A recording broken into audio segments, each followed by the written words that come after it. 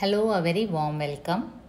Calicut University BA BSc 3rd SEM Additional Language ഹിന്ദിയിലെ poetry in Hindi എന്ന പേപ്പറിൻ്റെ model question പേപ്പറാണ് നമ്മൾ ഇന്ന് ഡിസ്കസ് ചെയ്യാൻ ഉദ്ദേശിക്കുന്നത്. Course code HIN 3A09. രണ്ട് ടെക്സ്റ്റാണ് 3rd സെമ്മിൽ നിങ്ങൾ പഠിച്ചത്. പദ്യവിഹാർ എന്ന പോയിട്രി കളക്ഷനും ധർമ്മവീർ ഭാരതിയുടെ കനുപ്രിയയും. ഇന്ന് നമ്മൾ ഡിസ്കസ് ചെയ്യാൻ പോകുന്നത് പദ്യവിഹാർ ടെക്സ്റ്റുമായി റിലേറ്റ് ചെയ്ത ക്വസ്റ്റ്യൻസ് ആണ്. 2019 syllabus revision, Calicut university syllabus റിവിഷന് ശേഷം ഈ പേപ്പർ എഴുതുന്ന ഫസ്റ്റ് ബാച്ചാണ് നിങ്ങൾ. അതുകൊണ്ട് തന്നെ previous year university question paper available അല്ല. സോ അത് നമുക്ക് ഡിസ്കസ് ചെയ്യാൻ ഒക്കുന്നില്ല. പദ്യവിഹാർ ടെക്സ്റ്റിൽ 13 പോയറ്റ്സിൻ്റെ പോയംസാണ് നിങ്ങൾക്ക് പഠിക്കാനുള്ളത്. ഈ 13 പോയറ്റ്സിനെ റിലേറ്റ് ചെയ്യുന്ന ക്ലാസ്സസ് ഹിന്ദിയിലും മലയാളത്തിലുമായി ചാനലിൽ അപ്ലോഡ് ചെയ്തിട്ടുണ്ട്. ചാനൽ പ്ലേലിസ്റ്റ് സെർച്ച് ചെയ്യാൻ നിങ്ങൾക്ക് അറിയാമായിരിക്കുമല്ലോ. Calicut university BA BSc 3rd SEM Padyavihar എന്നാണ് നിങ്ങളുടെ ചാനൽ പ്ലേലിസ്റ്റിൻ്റെ പേര്. അതിൽ 34 വീഡിയോസ് അപ്ലോഡഡ് ആണ്. കനുപ്രിയയ്ക്ക് സെപ്പറേറ്റ് പ്ലേലിസ്റ്റാണ്. അതിൽ 25 വീഡിയോസ് അപ്ലോഡ് ചെയ്തിട്ടുണ്ട്. കനുപ്രിയ ക്വസ്റ്റ്യൻ പേപ്പർ ഡിസ്കഷൻ നമ്മൾ വൈകാതെ തന്നെ നടത്തും. ഈ പദ്യവിഹാറിലെ ക്വസ്റ്റ്യൻ പേപ്പർ ഡിസ്കഷൻ തന്നെ നമ്മൾ 3 പാർട്സായിട്ടാണ് അപ്ലോഡ് ചെയ്യാൻ ഉദ്ദേശിക്കുന്നത്. കാരണം മലയാളത്തിൽ തന്നെ ഒരു ക്വിക്ക് റിവിഷനും കൂടെ ഉദ്ദേശിക്കുന്നു. അപ്പോൾ ആദ്യത്തെ പാർട്ടിൽ ഫസ്റ്റ് 3 പോയറ്റ്സിനെ റിലേറ്റ് ചെയ്ത ക്വസ്റ്റ്യൻസാണ് ഡിസ്കസ് ചെയ്യാൻ ഉദ്ദേശിക്കുന്നത്. ഫസ്റ്റ് 3 പോയറ്റ്സ് എന്ന് പറയുമ്പോൾ അവരൊരു പർട്ടിക്കുലർ കാറ്റഗറിയിൽ വരും. ഏൻഷ്യൻറ്റ് പോയറ്റ്സ് ആണ്. കബീർദാസ്, സൂർദാസ് ഓർ തുളസിദാസ്. ഓക്കെ, നിങ്ങളുടെ ഫസ്റ്റ് പോയറ്റ് കബീർദാസ് ആണ്. അതിൽ തന്നെ അദ്ദേഹത്തിൻ്റെ 5 ദോഹകളാണ് നിങ്ങൾക്ക് ആസ്വദിക്കാനുണ്ടായിരുന്നത്. 5 എണ്ണവും സെപ്പറേറ്റ് ആയിട്ട് അപ്ലോഡ് ചെയ്തിട്ടുണ്ട് ചാനലിൽ, പ്ലസ് 5 എണ്ണവും ഒരുമിച്ചും അപ്ലോഡ് ചെയ്തിട്ടുണ്ട്. ക്വസ്റ്റ്യൻ പേപ്പറിലേക്ക് പോയാൽ part A 2 marks question. Second question is related to Kabirdas. Question എന്താണ്? ഗുരു മഹിമ അഭിവ്യക്ത കർണേ വാല കബീർ കാ ഏക് ദോഹ. കബീർദാസ് നമുക്കറിയാം, നിർഗുൺ ഭക്ത് കവിയാണ്. ഗുരുമഹിമ പ്രകടിപ്പിക്കുന്ന ഒരുപാട് ദോഹകൾ കബീർദാസിൻ്റെ ഉണ്ട്. എന്നിരുന്നാലും നിങ്ങൾക്ക് തന്നിരിക്കുന്ന 5 ദോഹകളിൽ ഫസ്റ്റ് 1 ആണ് ഗുരുമഹിമ വർണ്ണിക്കുന്നത്. ഏതാണ് ആ ദോഹ? സദ്ഗുരു കി മഹിമ അനന്ത്, അനന്ത് കിയ ഉപകാർ, ലോചൻ അനന്ത് ഉഘാടിയ, അനന്ത് ദിഖാവൻ ഹാർ. ഈ ദോഹയാണ് നിങ്ങൾക്ക് അവിടെ ആൻസറായിട്ട് എഴുതേണ്ടത്. ഇതിൽ സദ്ഗുരു കി മഹിമ അനന്ത്, സദ്ഗുരു നല്ല ഗുരുവിൻ്റെ മഹിമ അനന്തമാണ്. അനന്ത് കിയ ഉപകാർ, എനിക്ക് അനന്തമായ ഉപകാരമാണ് ആ ഗുരുവിൻ്റെ സാന്നിധ്യം ചെയ്തിട്ടുള്ളത്. ലോചൻ അനന്ത് ഉഘാടിയ, ലോചൻ എൻ്റെ കണ്ണുകൾ അനന്തമായി തുറന്നു തന്നു. അതുവരെ ഞാൻ എൻ്റെ കണ്ണുകൾ കൊണ്ട് വേണ്ടാത്തതൊക്കെയായിരുന്നു കണ്ടുകൊണ്ടിരുന്നത്.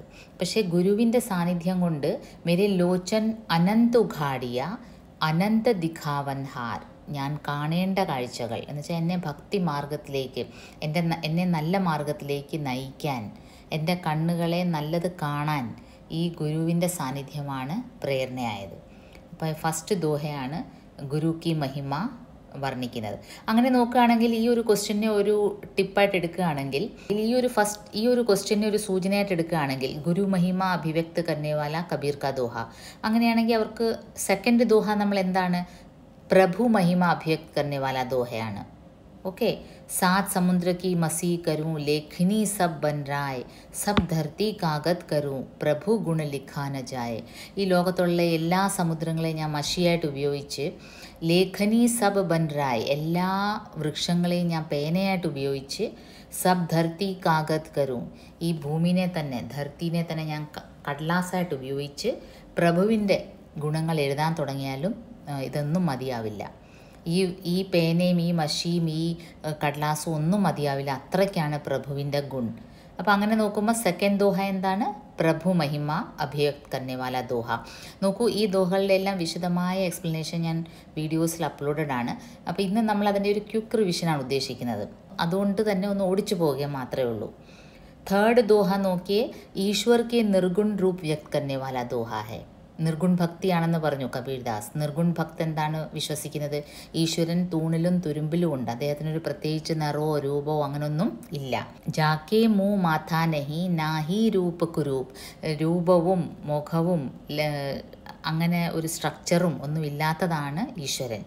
പുഹുപ്പ് ബാസ്തേ പാത്ര ഏസാ തത്വ അനൂപ്, പുഷ്പത്തിൻ്റെ സുഗന്ധത്തിനേക്കാളും മെലിഞ്ഞതാണ്. എന്നുവെച്ചാൽ അത്രയ്ക്ക് മൈന്യൂട്ടാണ് ഈശ്വരൻ്റെ സാന്നിധ്യം. ഏസാ തത്വ അനൂപ്, അങ്ങനത്തെ ഒരു സത്തയാണ് ഈശ്വരൻ്റെ സത്ത. ഇനി നമുക്ക് എന്നുവെച്ചാൽ നമുക്കത് കാണാനൊക്കത്തില്ല, പക്ഷേ അനുഭവവേദ്യമാകാൻ നോക്കും. പുഷ്പത്തിൻ്റെ സുഗന്ധം നമുക്ക് കാണാൻ ഒക്കില്ല, നമ്മൾ ഫീൽ ചെയ്യുകയാണ്, നമുക്ക് സ്മെല്ല് ചെയ്യുകയാണ്. അതുപോലെയാണ് ഈശ്വരൻ്റെ സാന്നിധ്യം. അപ്പം ഫസ്റ്റ് ദോഹ ഗുരു महिमा अभिव्यक्त करने वाला है, दूसरा दोहा प्रभु महिमा, तीसरा दोहा ഈശ്വർ के നിർഗുൺ രൂപ് അർത്ഥാത് നിർഗുൺ ഭക്തി അതിനെ സൂചിപ്പിക്കുന്നതാണ്. പിന്നെ നാലാമത്തെ നോക്കിയ ഭക്തൻ്റെ അവസ്ഥയാണ് വിരഹാവസ്ഥ. എന്താണ്? സുഖിയ സബ് സംസാർ ഹേ ഖാവേ അരു സോവേ, ദുഖിയ ദാസ് കബീർ ഹേ ജാഗേ അരു റോവേ. സാരാ സംസാർ സുഖി ഹേ. ഈശ്വരനെ അറിയാൻ വയ്യാത്ത വ്യക്തി വളരെ ഹാപ്പിയായിട്ട് നടക്കുകയാണ്, പക്ഷേ ഈശ്വരനെ അറിയുന്ന വ്യക്തി ജാഗക്കർ റോത്താ ഹേ. എന്നുവെച്ചാൽ ഞാൻ ഈശ്വരൻ ആരാണെന്ന് അറിഞ്ഞു കഴിഞ്ഞപ്പോഴാണ് എനിക്ക് ആ ഈശ്വരനോടുള്ള പരമാത്മ ഒരു ഒത്തുചേരലിൻ്റെ ഒരു തീവ്രത മനസ്സിൽ വന്നത്. അപ്പം തൊട്ട് എനിക്കൊരു വിരഹാവസ്ഥയാണ്, പരമാത്മാ വിരഹാവസ്ഥയാണ് ഇതിൽ കാണിക്കുന്നത് ഭക്തൻ്റെ. എന്നുവെച്ചാൽ ഈശ്വരൻ ആരാണ് അറിഞ്ഞു കഴിഞ്ഞപ്പോഴാണ് നമുക്കതിനോടുള്ള, ഇപ്പം നമ്മൾ എക്സാമിന് പ്രിപ്പയർ ചെയ്യുമ്പോഴും നമ്മളൊന്നും പഠിക്കാതെ നമ്മളൊന്നും പ്രിപ്പയർ ചെയ്യാത്തവർക്കും വളരെ ഹാപ്പിയാണ്, കാരണം നമുക്കതിന് ടെൻഷനില്ല. നമ്മളൊന്ന് അറിഞ്ഞു തുടങ്ങിയാൽ നമുക്ക് ഇത്രയും സിലബസ് ഉണ്ട് കവർ ചെയ്യാൻ, പാതി പഠിച്ചു കഴിഞ്ഞാൽ പിന്നെ ബാക്കി പാതിയും കൂടെ അറിയാനുള്ളൊരു പരവേശമാണ്. അതുപോലാണ് ഭക്തൻ്റെ അവസ്ഥ. ഫിഫ്ത്ത് ആൻഡ് ലാസ്റ്റ് ദോഹ നോക്കിയേ, പ്രേം കെ മഹത്വ കോ ഉജാഗർ കർനെ വാലാ ഹെ.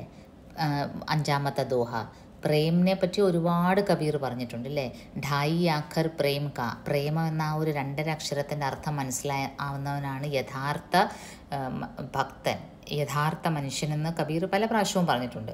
പ്രേം ന ബാഡി ഊപ്പജേ പ്രേം ന ഹാട്ട് ബിക്കായ്, രാജാ പർജാ ജിഹി രുചേ സീസ് ദേയി ലേജായ്. എന്നുവെച്ചാൽ പ്രേമിൽ സ്നേഹം നമുക്കുണ്ടെങ്കിൽ അവിടെ അഹംഭാവന പാടില്ല. അത് ബാഡി ഊപ്പജ്, അത് ഇടങ്ങളിൽ കൃഷി ചെയ്ത് വിളവെടുത്ത് കിട്ടുന്ന ഒരു സാധനമല്ല സ്നേഹം എന്ന് പറയുന്നത്. പ്രേംന ഹാട്ട് ബിക്കായ്, അതുപോലെ മാർക്കറ്റിൽ ബിക്കിനെ വല, മാർക്കറ്റിൽ വിൽപ്പനയ്ക്ക് നമ്മൾ പൈസ കൊടുത്ത ഉടനെ മേടിക്കുക, അങ്ങനെ ഒരു വസ്തുവല്ല. രാജാ പ്രജ ജിഹി രുചി, രാജാവായാലും പ്രജയായാലും എന്ന് വെച്ചാൽ പാവപ്പെട്ടവനായാലും പണക്കാരനായാലും സ്നേഹം എന്നുള്ളൊരു അതിലേർപ്പെടുകയാണെങ്കിൽ അവിടെ സീസ് ദേയിലേജായ്, സീസ് ദേനാന്ന് വെച്ചാൽ നമ്മുടെ ശിരസ് കൊടുക്കേണ്ടി വരും, നമ്മുടെ അഹംഭാവം ത്യജിക്കേണ്ടി വരും. അത് രാജാവായാലും ശരി, അത് ഒരു പാവപ്പെട്ടവനായാലും ശരി, അത് സ്നേഹം കിട്ടണമെങ്കിൽ പൈസ കൊടുത്ത് വാങ്ങിക്കുന്നതോ കൃഷി ചെയ്ത് ഉൽപ്പാദിപ്പിക്കാവുന്ന ഒരു സാധനം അല്ല. പാർട്ട് എയിൽ 2 മാർക്സ് ക്വസ്റ്റ്യനിൽ കബീർദാസിൻ്റെ ഈ ഒരൊറ്റ ക്വസ്റ്റ്യനെ അവർ കൊടുത്തിട്ടുള്ളൂ. കബീറുമായിട്ട് റിലേറ്റഡ് ആയിട്ടുള്ള ഒരു നെക്സ്റ്റ് ക്വസ്റ്റ്യൻ പാർട്ട് ബിയിൽ വരുന്നത് 19th ക്വസ്റ്റ്യൻ, തുളസി കാ രാം ഓർ കബീർ കാ രാം. അത് നമ്മൾ തുളസി കാ രാം നമ്മൾ പിന്നീട് ഡിസ്കസ് ചെയ്യും. കബീർ കാ രാം, അപ്പോൾ കബീർ കാ രാമിന് എന്താണ് പ്രത്യേകത? തുളസിയുടെ രാമും കബീറിൻ്റെ രാമും തമ്മിൽ വ്യത്യാസമുണ്ട്. അതെന്താണെന്ന് വെച്ചാൽ കബീർ ഒരു നിർഗുൺ ഭക്ത് കവിയാണ്, ഈശ്വരൻ്റെ രൂപവും നിറവും ഒന്നും ഇല്ലാന്ന് വിശ്വസിക്കുന്ന കൂട്ടരാണ് നിർഗുൺ ഭക്ത്. നേരെ മറിച്ച് തുളസിദാസ് ഒരു സഗുൺ ഭക്ത കവിയാണ്, ഈശ്വരൻ്റെ രൂപവും നിറവും എല്ലാം തന്നെ ഉണ്ട് എന്ന് വിശ്വസിക്കുന്ന കൂട്ടരാണ്. അപ്പോൾ ഈ കബീറിൻ്റെ രാമും തുളസിയുടെ രാമും തമ്മിൽ ഡിഫറൻസ് ഉണ്ട്. അപ്പം നമുക്കിവിടെ ഇപ്പം കബീറിൻ്റെ രാം എന്താണെന്ന് നോക്കാം. അപ്പം കബീറിൻ്റെ കാവ്യത്തിൽ പല പ്രാവശ്യവും പല അവതാര പുരുഷന്മാരുടെ പേരുകൾ കബീർ മെൻഷൻ ചെയ്തിട്ടുണ്ട്. അപ്പോൾ ഓർക്കേണ്ട ഒരു കാര്യം, കബീർ ആസ് സച്ച് അൺപഡായിരുന്നു. കബീർ പേനയും മഷിയും കൈകൊണ്ട് തൊട്ടിട്ടില്ലെന്നാണ് പറയുന്നത്. കബീർ പറഞ്ഞ കാര്യങ്ങൾ അദ്ദേഹത്തിന് ശിഷ്യർ എഴുതിയെടുക്കുകയായിരുന്നു. അപ്പോൾ കബീറിൻ്റെ കാവ്യത്തിൽ പല അവതാര പുരുഷന്മാരുടെ പേര് മെൻഷൻ ചെയ്യുന്നുണ്ട്. അതിൽ രാം ഉണ്ട്, ഗോവിന്ദ്, നാരായൺ, നിരഞ്ജൻ, സാരംഗപാണി, അങ്ങനെ ഈശ്വരൻ്റെ വിവിധ പേരുകൾ കബീർ യൂസ് ചെയ്തിട്ടുണ്ട്. പക്ഷേ പറയപ്പെടുന്നത് അറിവ് നേടി നേടി ഇങ്ങനെ വന്നപ്പോൾ, ഇപ്പോൾ അന്നത്തെ കാലത്ത് അറിവ് നേടാനുള്ള മാർഗം സദ്ഗുരുവിൻ്റെ കൂടെയുള്ള ഒരു സഹവാസം മാത്രമാണ്. അല്ലാതെ ഇന്നത്തെ പോലെ നമുക്ക് ഗൂഗിൾ സെർച്ചോ യൂട്യൂബോ ബുക്സോ ഒന്നും തന്നെ ഇല്ലായിരുന്നു. അപ്പോൾ ഈ ഒരു അറിവ് നേടി വരുന്ന സമയത്ത് കബീറിന് ഒരു കാര്യം മനസ്സിലായത്, ഈ ദശരഥ പുത്രനായ ശ്രീരാമചന്ദ്രൻ്റെ ആ ഒരു സാന്നിധ്യം അവിടെ, അദ്ദേഹത്തിൻ്റെ ആ ഒരു ദർബാറിൽ, കൊട്ടാരത്തിൽ ഈ ശൂദ്രർക്ക് പ്രവേശനമില്ലായിരുന്നു, ശൂദ്രർക്ക് ഒരു സ്ഥാനമില്ലായിരുന്നു. അതുകൊണ്ട് തന്നെ കബീർ മെല്ലെ മെല്ലെ തൻ്റെ ആ ഒരു രാം എന്ന പദത്തിൻ്റെ മീനിങ് അങ്ങ് ഡിഫറെൻ്റായിട്ട് വ്യാഖ്യാനിക്കാൻ തുടങ്ങി. അദ്ദേഹം അത് വ്യക്തമായിട്ടൊരു ദോഹയിൽ പറയുന്നുണ്ട്, ഞാൻ ഉപയോഗിക്കുന്ന രാം ദശരഥ സുത രാം അല്ല, ദശരഥ രാജാവിൻ്റെ, അയോധ്യയിലെ ദശരഥ രാജാവിൻ്റെ പുത്രനായ ശ്രീരാമചന്ദ്രനല്ല ഞാൻ ഉദ്ദേശിക്കുന്ന രാം. പിന്നെ എന്താണ് കബീറിൻ്റെ രാം? കബീർ കാ രാം അലഖ് അഗോചർ ഹെ, എല്ലായിടവും വ്യാപിച്ചു കിടക്കുന്ന ഒരു ഈശ്വരൻ്റെ സത്തയാണ്. അത്യന്ത് സൂക്ഷ്മ ഹെ, വളരെ മൈന്യൂട്ടാണ്. അനിർവചനീയ ഹെ, ഡിഫൈൻ ചെയ്യാൻ പറ്റത്തില്ല. സർവസുലഭ് ഹോനെ കെ കാരൺ കബീറിനെ രാം നാം കി മഹിമ അധിക് മാനി. എല്ലാവരും പെട്ടെന്ന് റിലേറ്റ് ചെയ്യുന്നൊരു പേരായതുകൊണ്ട് രാം നാം ഉപയോഗിച്ചിട്ടുണ്ട്. അതുപോലെ തന്നെ കബീർ ഒരു പോയറ്റായിരുന്നു, അതിലുപരി ഒരു സോഷ്യൽ റിഫോമറായിരുന്നു, സമാജ് സുധാരക്. അതുകൊണ്ട് അദ്ദേഹത്തിന് എന്താണ് അന്നത്തെ കാലത്ത്, അതുകൊണ്ട് തന്നെ അദ്ദേഹത്തിന് ഹിന്ദു മുസ്ലിം ഒരു വഴക്ക് മാറ്റണമെന്ന് വളരെയധികം ആഗ്രഹം ഉണ്ടായിരുന്നു. ഹിന്ദുസും മുസ്ലിംസും തമ്മിലൊരു ഐക്യം വരണമെന്ന് അദ്ദേഹത്തിന് ആഗ്രഹം ഉണ്ടായിരുന്നു. അതഹ ഉനോനെ രാം റഹീം കോ ഏക് സ്ഥാപിത് കിയ, രാമും റഹീമും ഒന്നാണെന്ന് അദ്ദേഹം സ്ഥാപിക്കാനുള്ള ശ്രമമാണ് ആജീവനാന്തം നടത്തിയത്. राम नाम का आधार लेकर उन्होंने भक्ति की स्थापना की जो ഹിന്ദു ഓർ മുസൽമാൻ ദോനോക്കോ ഗ്രാഹ്യ ഹോ സക്കെ, ഹിന്ദുസിനും മുസ്ലിംസിനും ഒരേപോലെ അംഗീകരിക്കപ്പെടുന്ന ഒരു രീതിയിലാണ് അദ്ദേഹത്തിൻ്റെ രാം റഹീം ഒരു സങ്കല്പം. ഓക്കെ, അപ്പോൾ ഈ കബീർ കെ രാമും നിങ്ങൾക്ക് ഒരുപക്ഷെ എഴുതാൻ ഇച്ചിരി ബുദ്ധിമുട്ടായിരിക്കും, അതുകൊണ്ട് ഞാനതിൻ്റെ PDF പ്രൊവൈഡ് ചെയ്യുന്നുണ്ട്. कबीर काव्य में कई बार अवतारों का उल्लेख मिलता है. उसमें राम, गोविंद, नारायण, निरंजन आदि भगवान के विभिन्न नाम हैं. परंतु जब ज्ञान की वृद्धि के साथ उनको यह बोध हुआ कि भगवान के ये रूप भ्रम में डालने वाले हैं, तो उन्होंने राम की पृथक व्याख्या की. पृथक मीन्स अलग से व्याख्या की. उन्होंने देखा कि दशरथ सुत राम के दरबार में अछूतों और अन्य जातियों को कोई स्थान नहीं है, तो उन्होंने अपने राम को रामानंद के दाशरथी राम से भिन्न कर लिया. उनका राम शब्द निर्गुण निराकार ब्रह्म का प्रतीक बन गया. ഇതാണ് ഏറ്റവും വലിയ ഡിഫറൻസ്. തുളസിദാസിൻ്റെ രാം ശ്രീരാമചന്ദ്രനാണ്, ദശരഥസുത്രൻ അയോധ്യയുടെ രാജാവായ ദശരഥൻ്റെ പുത്രനായ ശ്രീരാമചന്ദ്രനാണ്. പക്ഷേ കബീർ കാ രാം നിർഗുൺ നിരാകാർ ബ്രഹ്മ കാ പ്രതീക് है.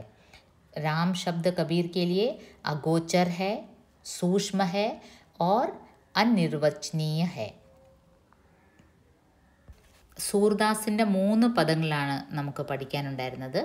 ആദ്യത്തത് വിനയഭക്തിയിൽ ഉള്ള ഒരു പദമാണ്, അതൊരു സഖ്യഭാവിൽ ഉള്ള ഒരു പദമാണ്. ആദ്യത്തത് അജഹു ഹോ ഏക് ഏക് കരി ടരി ഹോ, ഒരു കൂട്ടുകാരനോട് എടുക്കുന്ന സ്വാതന്ത്ര്യത്തോടു കൂടി കവി തൻ്റെ ഇഷ്ടദേവനായ ശ്രീകൃഷ്ണനോട് അധികാരഭാവത്തോടെ പറയുകയാണ്, എൻ്റെ പാപങ്ങളെല്ലാം മാറ്റി എന്നെ മോക്ഷത്തിലേക്ക് നയിക്കണം എന്ന് പറയുന്ന ഒരു പദമാണ്.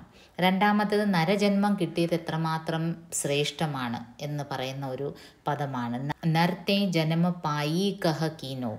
മൂന്നാമത്തേത് ഗോകുൽ ലീലാ പദമാണ്, ഗോപികമാരെ ശല്യപ്പെടുത്തുന്ന ബാലകൃഷ്ണൻ്റെ കംപ്ലൈൻറ്റ് വന്ന് പറയുന്ന ഗോപികമാർ നന്ദറാണിയുടെ അടുത്ത്, യശോദയുടെ അടുത്ത് ഈ ബാലകൃഷ്ണൻ്റെ കുസൃതികൾ അതിനെപ്പറ്റിയുള്ള കംപ്ലൈൻറ്റ് വന്ന് പറയുന്ന ഒരു പദമാണ് ഈ ഗോകുൽ ലീലാ പദിലെ മൂന്നാമത്തെ പദ്.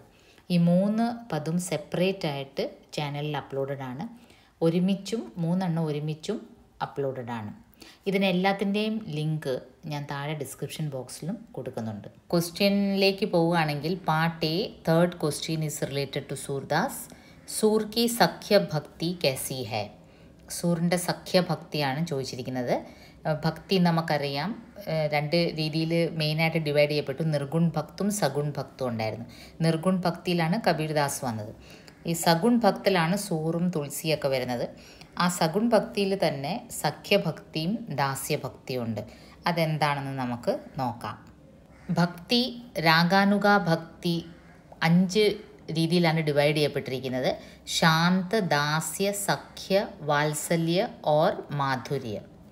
അതിൽ തന്നെ സൂർദാസ് നമ്മൾ നോക്കുകയാണെങ്കിൽ സൂർദാസിൽ സഖ്യ ഭക്തിയും വാത്സല്യ ഭക്തിയും വളരെയധികം കൂടുതലായിരുന്നു. അദ്ദേഹം അറിയപ്പെടുന്നത് തന്നെ വാത്സല്യ രസ സമ്രാട്ട് എന്നാണ് അറിയപ്പെടുന്നത്. നമ്മളിപ്പോൾ ഇവിടെ സഖ്യഭക്തി എന്താണെന്നാണ് ഡിസ്കസ് ചെയ്യുന്നത്. സഖ്യഭക്തി എന്താണെന്ന് വെച്ചാൽ ഈശ്വരനെ ഒരു സഖയുടെ രൂപത്തിൽ, ഒരു കൂട്ടുകാരൻ്റെ രൂപത്തിലാണ് കാണുന്നത്. അപ്പോൾ അവിടെ ഒരു ഫോർമാലിറ്റീസും ഇല്ല. എങ്ങനെ ഒരു സുഹൃത്തിനോട് നമ്മൾ പെരുമാറുന്നോ ആ രീതിയിലാണ് നമ്മൾ ഈശ്വരനെ കാണുന്നത്. അപ്പോൾ ഈ സഖ്യഭക്തിയിൽ ഈശ്വരനോടൊരു അധികാരഭാവത്തോടെ ഭക്തന് സംസാരിക്കാനുള്ള അവകാശമുണ്ട്. തന്നോടൊപ്പം തന്നെ ഈശ്വരനെ കാണുന്നു, തന്നെ പോലെ തന്നെ, ഒരു ഫോർമാലിറ്റിയും ഇല്ല.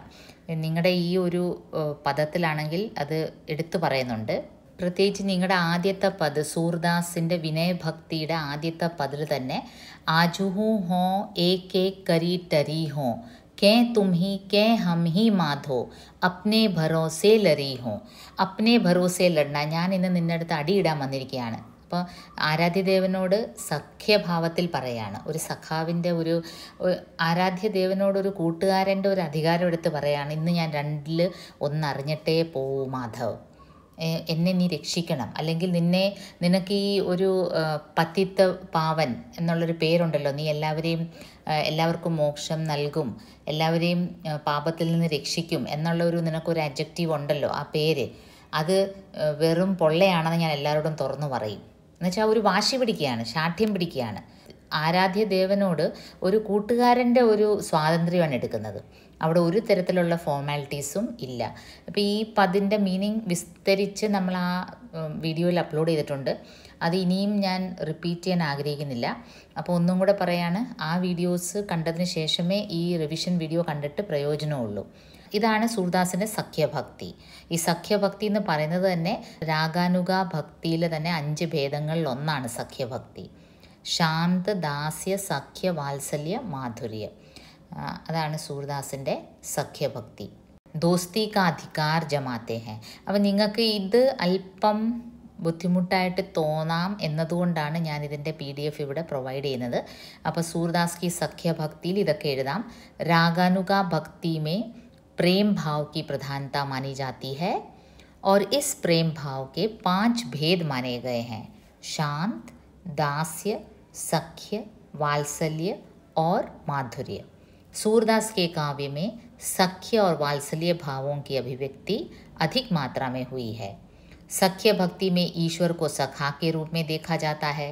सख्य भक्ति में भक्त के लिए आराध्य के दोष भी गुण बन जाते हैं. जैसे सखा आपस में कोई औपचारिकता नहीं रखते, दोस्ती का अधिकार जमाते हैं, वैसे ही अपने आराध्य देव श्री कृष्ण को सूर एक सखा के रूप में मानते हैं. Okay, moving on to part B. Question 20 is related to Surdas. Sur का വാത്സല്യ വർണ്ണൻ. ഇതും ഒരു മോസ്റ്റ് എക്സ്പെക്റ്റഡ് ക്വസ്റ്റ്യൻ ആണ്, ഈ സഖ്യഭക്തിയും വാത്സല്യവർണ്ണനും. വാത്സല്യവർണ്ണൻ എന്ന് പറയുമ്പോൾ സൂർദാസിനെ വാത്സല്യ സമ്രാട്ട് എന്നാണ് അറിയപ്പെടുന്നത്. അത്രയ്ക്കധികം മനോഹരമായിട്ടാണ് ബാലകൃഷ്ണൻ്റെ ലീലകൾ വർണ്ണിച്ചിട്ടുള്ളത്. അതിമനോഹരമായി ആ ഒരു അതിൽ അടങ്ങിയിരിക്കുന്ന വാത്സല്യഭാവം വളരെ മനോഹരമാണ്. അതുകൊണ്ടാണ് അദ്ദേഹത്തിനെ വാത്സല്യ സമ്രാട്ട് എന്ന് വിളിക്കുന്നത്. അപ്പോൾ വാത്സല്യവർണ്ണൻ്റെ എങ്ങനെ എഴുതാം? അതും സെയിം സെൻറ്റൻസ് യൂസ് ചെയ്യാം. रागानुगा भक्ति में प्रेम भाव की प्रधानता मानी जाती है और इस प्रेम भाव के 5 भेद माने गए हैं: शांत, दास्य, सख्य, वात्सल्य और माधुर्य. അതിലൊന്ന് വാത്സല്യമാണ്. भक्ति की दृष्टि में सख्य भक्ति और रस की दृष्टि में सूर के काव्य में श्रृंगार और वात्सल्य रस का आधिक्य है.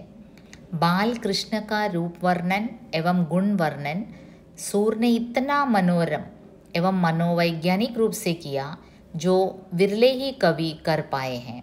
ഇത്രയധികം മനോഹരമായിട്ടും മനോവൈജ്ഞാനിക് വളരെയധികം സൈക്കോളജിക്കലായിട്ടുള്ള അപ്രോച്ചാണ് സൂർദാസ് ഈ ബാലലീലകൾ വർണ്ണിക്കുമ്പോൾ എടുത്തത്. बालकृष्ण की एक एक वृत्ति का वर्णन कई बार किया गया है, किंतु प्रत्येक वर्णन में नूतन रस, नवीन भाव भंगिमा और अप्रतिम मनमोहक सौंदर्य दिखता है. കൃഷ്ണൻ്റെ ലീലകൾ തന്നെ, കൃഷ്ണൻ്റെ ബാല്യാവസ്ഥയിൽ തന്നെ വെണ്ണ കക്കുന്നതായാലും മറ്റ് ഗോപികമാരെ ശല്യം ചെയ്യുന്നതായാലും സഖാക്കളോടൊത്ത് ഗോപസഖാക്കളോടൊത്ത് കുസൃതി കാട്ടുന്നതായാലും എല്ലാം ഒരേ കാര്യങ്ങൾ തന്നെ പല പ്രാവശ്യം വർണ്ണിച്ചിട്ടുണ്ട്. പക്ഷേ പ്രത്യേക വർണ്ണന്മേ ഓരോ പ്രാവശ്യം അത് ഡിസ്ക്രൈബ് ചെയ്യുമ്പം നൂതൻ രസ്, നവീന ഭാവ ഭംഗിമ ഓർ അപ്രതിം മൻമോഹക് സൗന്ദര്യ ദിക്ത ഹെ. ഓരോ പ്രാവശ്യം വാത്സല്യരസിൻ്റെ നമ്മൾ കാണാത്ത ഓരോ രീതിയാണ് സൂർദാസ് വർണ്ണിച്ചിരിക്കുന്നത്. और इस बाल वर्णन द्वारा यशोदा, नंद, गोपियाँ और बाल कृष्ण के चरित्र अमर हो उठे और सूरदास वात्सल्य रस के सम्राट कहलाए. അങ്ങനെ മനോഹരമായിട്ട് വർണ്ണിച്ചത് കാരണം ആ വാത്സല്യരസിലെ വർണ്ണന വളരെയധികം മനോഹരമായിരുന്നു. അതുകൊണ്ടാണ് യശോദ, നന്ദ, പിന്നെ ഗോപികമാർ, പിന്നെ ഈ ബാലകൃഷ്ണ എല്ലാം ഈ ചരിത്രം എല്ലാം അമർ ഹോഠേ സൂർദാസിൻ്റെ വാത്സല്യ വർണ്ണനം കാരണം. ഓക്കെ, അപ്പോൾ ഇതിൽ ശ്രദ്ധിക്കാനുള്ളത് ഈ സൂർദാസിൻ്റെ ഈ പദങ്ങൾ നിങ്ങൾ പഠിച്ചില്ലേ, അതിൽ അല്പം ഡിഫിക്കൽട്ടായിട്ടുള്ളവയുണ്ടായിരുന്നു ഇല്ലേ. ഈ ഫസ്റ്റ് വണ്ണും സെക്കൻഡ് വണ്ണും ഒക്കെ അല്പം മനസ്സിലാവാൻ ബുദ്ധിമുട്ടുള്ള പദങ്ങൾ തന്നെ ആയിരുന്നു. പക്ഷേ ഇതിൻ്റെ അനോട്ടേഷൻസ് ഒന്നും എക്സാമിന് വരാറില്ല. ഈ വേർഡ്സ്, ഈ സെൻറ്റൻസ് തന്നിട്ട് ഇതിൻ്റെ അർത്ഥം എഴുതുക അങ്ങനെ വരുന്നില്ല. പാർട്ട് സിയിൽ നോക്കുകയാണെങ്കിൽ 10 മാർക്ക് ക്വസ്റ്റ്യൻസിൽ കബീറും സൂറും തുളസിയുടെ ഒറ്റ ക്വസ്റ്റ്യനും ഇവർ ഇൻക്ലൂഡ് ചെയ്തിട്ടില്ല മോഡൽ ക്വസ്റ്റ്യൻ പേപ്പറിൽ. അപ്പോൾ ഇങ്ങനെ തന്നെ ആയിരിക്കും മിക്കപ്പോഴും. നമുക്ക് ഉറപ്പ് പറയാൻ പറ്റില്ല യൂണിവേഴ്സിറ്റി എക്സാമിൽ. എന്നാലും ഈ ഏൻഷ്യൻറ്റ് പോയറ്റ്സിൻ്റെ പോയിട്രിയുടെ ഈ പദങ്ങളുടെ അനോട്ടേഷൻസ് ഇല്ല. അപ്പം നിങ്ങൾ അങ്ങനെ വെറിയാവേണ്ട കാര്യമില്ല. ആകെ മൊത്തം അതിൻ്റെ ഫീൽ മനസ്സിലാക്കിയാൽ മതി. പിന്നെ ഈ സഖ്യഭക്തി എന്താണ്, സൂറിൻ്റെ വാത്സല്യവർണ്ണൻ, കബീറിൻ്റെ രാം എന്താണ്, ഇതെല്ലാം മനസ്സിലാക്കിയാൽ മതി. നെക്സ്റ്റ് ശ്രീരാമചന്ദ്രൻ്റെ പരമഭക്തനായ സഗുൺ ഭക്ത കവിയായ തുളസിദാസാണ്. തുളസിദാസിൻ്റെ 3 ദോഹകളാണ് നിങ്ങൾ ആസ്വദിച്ചിട്ടുള്ളത്. ആ 3ഉം സെപ്പറേറ്റായിട്ടും അപ്ലോഡഡാണ്, ഒരുമിച്ചും അപ്ലോഡഡാണ്. അപ്പോൾ ആ ദോഹയുടെ മീനിങ്ങിലേക്ക് പോകേണ്ടവർ അതാദ്യം കാണുക. അതിനുശേഷം നമുക്ക് ഈ റിവിഷനിലേക്ക് വരാം. Moving on to our third ancient poet Tulsidas. Part A, question 4 is related to Tulsidas. തുളസി की राम भक्ति कैसी है. ഇപ്പം തുളസിയെ പറ്റി പറയുകയാണെങ്കിൽ തുളസി ഒരു സഗുൺ ഭക്ത് കവിയാണ്. ഓക്കെ, അദ്ദേഹത്തിൻ്റെ രാം എന്ന് വെച്ചാൽ അദ്ദേഹത്തിൻ്റെ രാം ആരാണ്? അയോധ്യയിലെ രാജാവ് ദശരഥൻ്റെ പുത്രനായ ശ്രീരാമചന്ദ്രൻ തന്നെ ആണ്. അദ്ദേഹം രാമനെ ഒരു ആദർശ പുരുഷനായിട്ടാണ് തൻ്റെ കാവ്യത്തിൽ കാണുന്നത്. അപ്പോൾ ആക്ച്വലി നമുക്കറിയാം വാൽമീകി രാമായൺ തൊട്ട് ശ്രീരാമചന്ദ്രൻ ഒരു ആദർശ പുരുഷനായിട്ട് നമ്മുടെ എല്ലാവരുടെയും മനസ്സിൽ സ്ഥാനം പിടിച്ചൊരു വ്യക്തിയാണ്.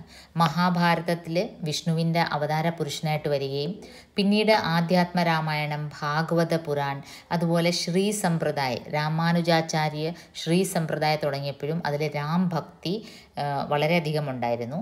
പിന്നീട് അതിൻ്റെ പൂർണ്ണതയിലെത്തിയത് രാമാനന്ദാണ് രാം ഭക്തിനെ അതിൻ്റെ പൂർണ്ണതയിൽ എത്തിച്ചത്. അതിനുശേഷമാണ് തുളസിദാസിന് രാംചരിതമാനസ് വളരെ പോപ്പുലറായത്. തുളസിദാസിന് രാംചരിതമാനസ് പോപ്പുലർ ആവാനുള്ള ഒരു കാരണം അദ്ദേഹം അത് അവധി ഭാഷയിലാണ് എഴുതിയത്. അന്നത്തെ ബാക്കിയെല്ലാം സംസ്കൃതത്തിലായിരുന്നു, ദേവഭാഷയായ സംസ്കൃതത്തിലായിരുന്നു. അത് സാമാന്യ മനുഷ്യർക്ക് മനസ്സിലാവില്ലായിരുന്നു, സാമാന്യ ജനങ്ങൾക്ക്. അപ്പോൾ തുളസിദാസ് അതിനെ പോപ്പുലറൈസ് ചെയ്തു. ശ്രീരാംചരിതമാനസിൻ്റെ ഇമ്പോർട്ടൻസ് അവിടെയാണ് കിടക്കുന്നത്. എല്ലാ ജനങ്ങൾക്കും മനസ്സിലാവുന്നൊരു ഭാഷയിലാണ് തുളസിദാസ് ശ്രീരാംചരിതമാനസ് എഴുതിയത്. അങ്ങനെ ആ സമയത്തെ സിറ്റുവേഷനും എങ്ങനെയായിരുന്നു? ആ സമയത്ത് ഹിന്ദു ജനങ്ങൾ വളരെയധികം ബുദ്ധിമുട്ട് അനുഭവിക്കുന്ന ഒരു കാലഘട്ടമായിരുന്നു. മുസ്ലിം ആക്രമണം, പിന്നെ ഹിന്ദു ജനങ്ങൾക്ക് വളരെയധികം മാനസിക ബലം നഷ്ടപ്പെട്ടിരിക്കുന്ന, ഹിന്ദു ജനമാനസ് വളരെയധികം ബുദ്ധിമുട്ടിയിരുന്ന ഒരു കാലഘട്ടമാണ്. ആ സമയത്ത് അവർക്കൊരു ആശ്രയമായിട്ടാണ് ഈ ശ്രീരാമചരിതമാനസ് അവർ കണ്ടിരുന്നത്. അങ്ങനെയാണ് തുളസിദാസ് വളരെയധികം ഫേമസ് ആയത്. അപ്പോൾ തുളസി കാ രാം ആരാന്ന് ചോദിച്ചാൽ സഗുൺ ഭക്താണ് തുളസി. തുളസി കാ രാം വേറെ ആരുമല്ല, ദശരഥ സുത ശ്രീരാമചന്ദ്ര തന്നെ ആണ്. പിന്നെ തുളസിയുടെ ഭക്തി എന്താണെന്ന് ചോദിച്ചാൽ തുളസിയുടെ ഭക്തി ദാസ്യഭക്തിയാണ്. ഒരു ദാസനെ പോലെയാണ് തുളസി ഈശ്വരനെ കാണുന്നത്. ദാസൻ എപ്പോഴും യജമാനന് ഒരു പടി താഴെയാണ് നിൽക്കുകയുള്ളൂ, അതുപോലെയാണ്. അപ്പോൾ സൂർദാസ് ഉപയോഗിക്കുന്ന അധികാരഭാവം ഒന്നും തുളസിദാസ് ഉപയോഗിക്കില്ല. തുളസിദാസ് എപ്പോഴും ഒരു പടി താഴെ നിന്നുകൊണ്ടാണ്, വളരെ വിനയത്തോടെയാണ് തുളസിദാസിൻ്റെ ദാസ്യ ഭക്തി. സോ പാർട്ട് ബിയിൽ 19th ക്വസ്റ്റ്യൻ തുളസി കാ രാം ഓർ കബീർ കാ രാം. അപ്പോൾ ഈ ക്വസ്റ്റ്യനിൽ നമ്മൾ കാണുന്നത് ഒരു കമ്പാരിസനാണ്. തുളസി കാ രാമും കബീർ കാ രാമും, രണ്ട് രാമും തമ്മിൽ ചെറിയ വ്യത്യാസമുണ്ട്. തുളസി ഒരു സഗുൺ ഭക്താണ്. അദ്ദേഹത്തിൻ്റെ ഒരു വിശ്വാസം അനുസരിച്ച്, സഗുൺ ഭക്തരുടെ വിശ്വാസം അനുസരിച്ച് ഈശ്വരന് നിറവും രൂപവും എല്ലാം തന്നെ ഉണ്ട്. തുളസി ഉദ്ദേശിക്കുന്ന രാം ആരാണ്? ദശരഥ സുതനായ അയോധ്യയിലെ ദശരഥ രാജാവിൻ്റെ പുത്രനായ ശ്രീരാമചന്ദ്രനാണ് തുളസിയുടെ രാം. കബീറിൻ്റെ രാം അലഖ് അഗോച്ചറാണ്. എല്ലായിടവും വ്യാപിച്ചു കിടക്കുന്ന ഒരു ഈശ്വരൻ്റെ ഒരു സത്തെ ആകമൊത്തം ഒരു പേര് വിളിക്കുന്നതേ ഉള്ളൂ. അത് കബീർ, രാം, രഹീം, ഗോവിന്ദ്, നാരായൺ, നിരഞ്ജൻ, അങ്ങനെ പല പേരുകളും കബീർ ഉപയോഗിച്ചിട്ടുണ്ട്. ജനങ്ങൾക്ക് പെട്ടെന്ന് റിലേറ്റ് ചെയ്യാൻ രാം എന്ന പേര് കൂടുതൽ ഉപയോഗിച്ചെന്നേ ഉള്ളൂ. പക്ഷേ കബീറിൻ്റെ രാം തുളസിയുടെ രാമുമായിട്ട് ടോട്ടലി ഡിഫറെൻ്റ് ആണ്. ഈ നാമം, രാമനാമ ജപത്തിൽ രണ്ടുപേർക്കും വ്യത്യാസമില്ല, പക്ഷേ അതിൻ്റെ അർത്ഥത്തിൽ വ്യത്യാസമുണ്ട്. ഇതിൻ്റെ ഒരു ആൻസർ ഞാൻ തരുന്നുണ്ട് നിങ്ങൾക്ക് പെട്ടെന്ന് മനസ്സിലാവാൻ വേണ്ടി. നിർഗുൺ ഭക്ത് കബീർ കെ രാം दशरथ सुत राम न थे, जबकि सगुण भक्त तुलसी के राम दशरथ सुत राम थे. राम नाम के बारे में दोनों के मतों में कोई विरोध नहीं मिलता. राम के अर्थ के विषय में अवश्य मतभेद है. कबीर ने राम की पृथक व्याख्या की. कबीर का राम शब्द अलख अगोचर है, अत्यंत सूक्ष्म है, अनिर्वचनीय है. राम नाम का आधार लेकर कबीर ऐसी भक्ति की स्थापना करना चाहते थे जो हिंदू मुसलमान दोनों को ग्राह्य हो सके. तुलसी आनंगलो, तुलसी के समय देश की सामाजिक परिस्थितियाँ कुछ इस प्रकार थी कि हिंदू जनता त्रस्त थी. ऐसे में तुलसी ने जनता के मनोनुकूल राम के शक्तिशील एवं सौंदर्य का समन्वित रूप की स्थापना की और हिंदू जनता को सहारा दिया. राम के इस स्वरूप की कल्पना में जनता को अपना रक्षक मिला. രാമിൻ്റെ ആദർശ പുരുഷനായ ശ്രീരാമചന്ദ്രൻ്റെ ആ ഒരു രൂപമാണ് തുളസി ശ്രീരാമചരിതമാനസിൽ സ്ഥാപിച്ചത്. അതാണ് തുളസിയുടെ Ram.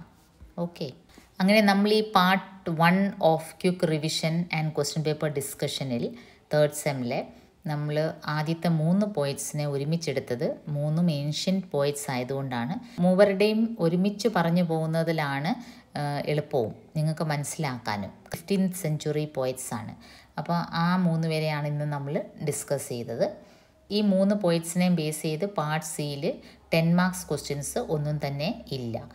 So until we meet next time with another episode of this quick revision, it's bye from here.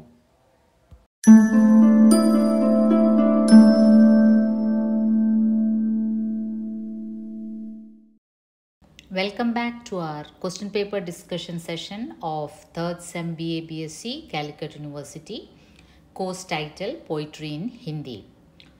We are discussing model question paper published in the university website of Calicut. In this part, we will be discussing Maithili Sharan Gupt की कविता सखी वे मुझसे कहकर जाते, सूर्यकांत त्रिपाठी निराला की कविता जागो फिर एक बार, नागार्जुन की कविता हम भी साझीदार थे और सच्चिदानंद हीरानंद वात्स्यायन अग्गे जी की कविता मैंने कहा पेड़. Videos related to all these poems are already uploaded, yet we will have a quick revision. Moving on to the question paper, part A, first question is related to Maithili Sharan Gupt जी की कविता सखी वे मुझसे कहकर जाते. क्वेश्चन എന്താണ്? യശോധര की शिकायत क्या है? क्या है यशोधरा की शिकायत? അത് കവിതയുടെ ടൈറ്റിലിൽ തന്നെ ഉണ്ട്. എന്താണ്? കി വേ മുസ്സേ കെഹക്കർ ജാത്തെ. ഗൗതം ബുദ്ധ് അല്ലെങ്കിൽ കിങ് സിദ്ധാർത്ഥ് സത്യാന്വേഷണത്തിന് വീട് വിട്ടിറങ്ങിയപ്പോൾ യശോധരയും കുഞ്ഞു രാഹുലും ഉറങ്ങുകയായിരുന്നു. അപ്പോൾ ഒരു വാക്ക് പറയാതെ പോയി. അതാണ് യശോധര കി ശിക്കായത്ത്. വേ മുസ്സേ കെഹക്കർ നഹീ ഗയേ. പറയാതെ പോയി.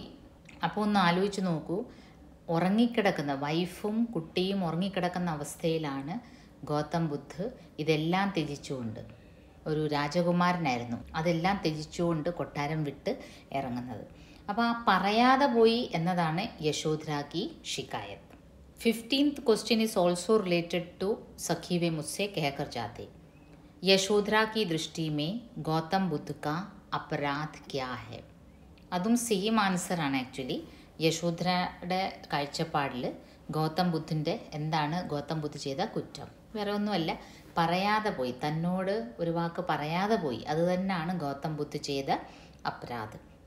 ഇതിൻ്റെ പോയറ്റ് മൈഥിലി ശരൺ ഗുപ്ത് ആ കാലഘട്ടത്തിൽ ഒരുപാട് നമ്മുടെ പുരാണങ്ങളിലും ഇതിഹാസത്തിലുമൊക്കെ ഉള്ള സ്ത്രീ കഥാപാത്രങ്ങൾ, അതുപോലെ സ്ത്രീ കഥാപാത്രം ഏതാണെന്ന് വെച്ചാൽ ഉപേക്ഷിക്കപ്പെട്ട സ്ത്രീ കഥാപാത്രങ്ങൾ, നമ്മൾ ഹൈലൈറ്റ് ചെയ്യുന്ന ഗൗതം ബുദ്ധിനെയാണ്. ലോകം മുഴുവനും ഗൗതം ബുദ്ധയുടെ നേട്ടങ്ങളുടെ പിറകെ പോയപ്പോൾ മൈഥിലി ശരൺ ഗുപ്ത് യശോധരയുടെ വിരഹമാണ് കണ്ടത്.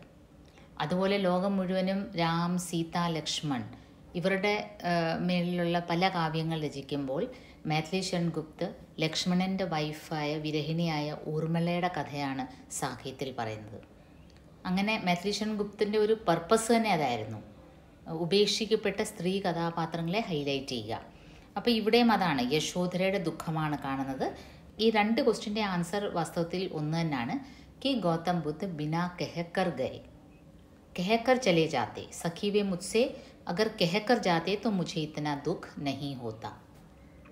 സഖി വേ മുസ്സെ കെഹക്കർ ജാത്തെ എന്ന പോയത്തിൽ നിന്ന് പാർട്ട് ബിയും സിയിലും ക്വസ്റ്റ്യൻസ് ഒന്നും തന്നെ ഇല്ല.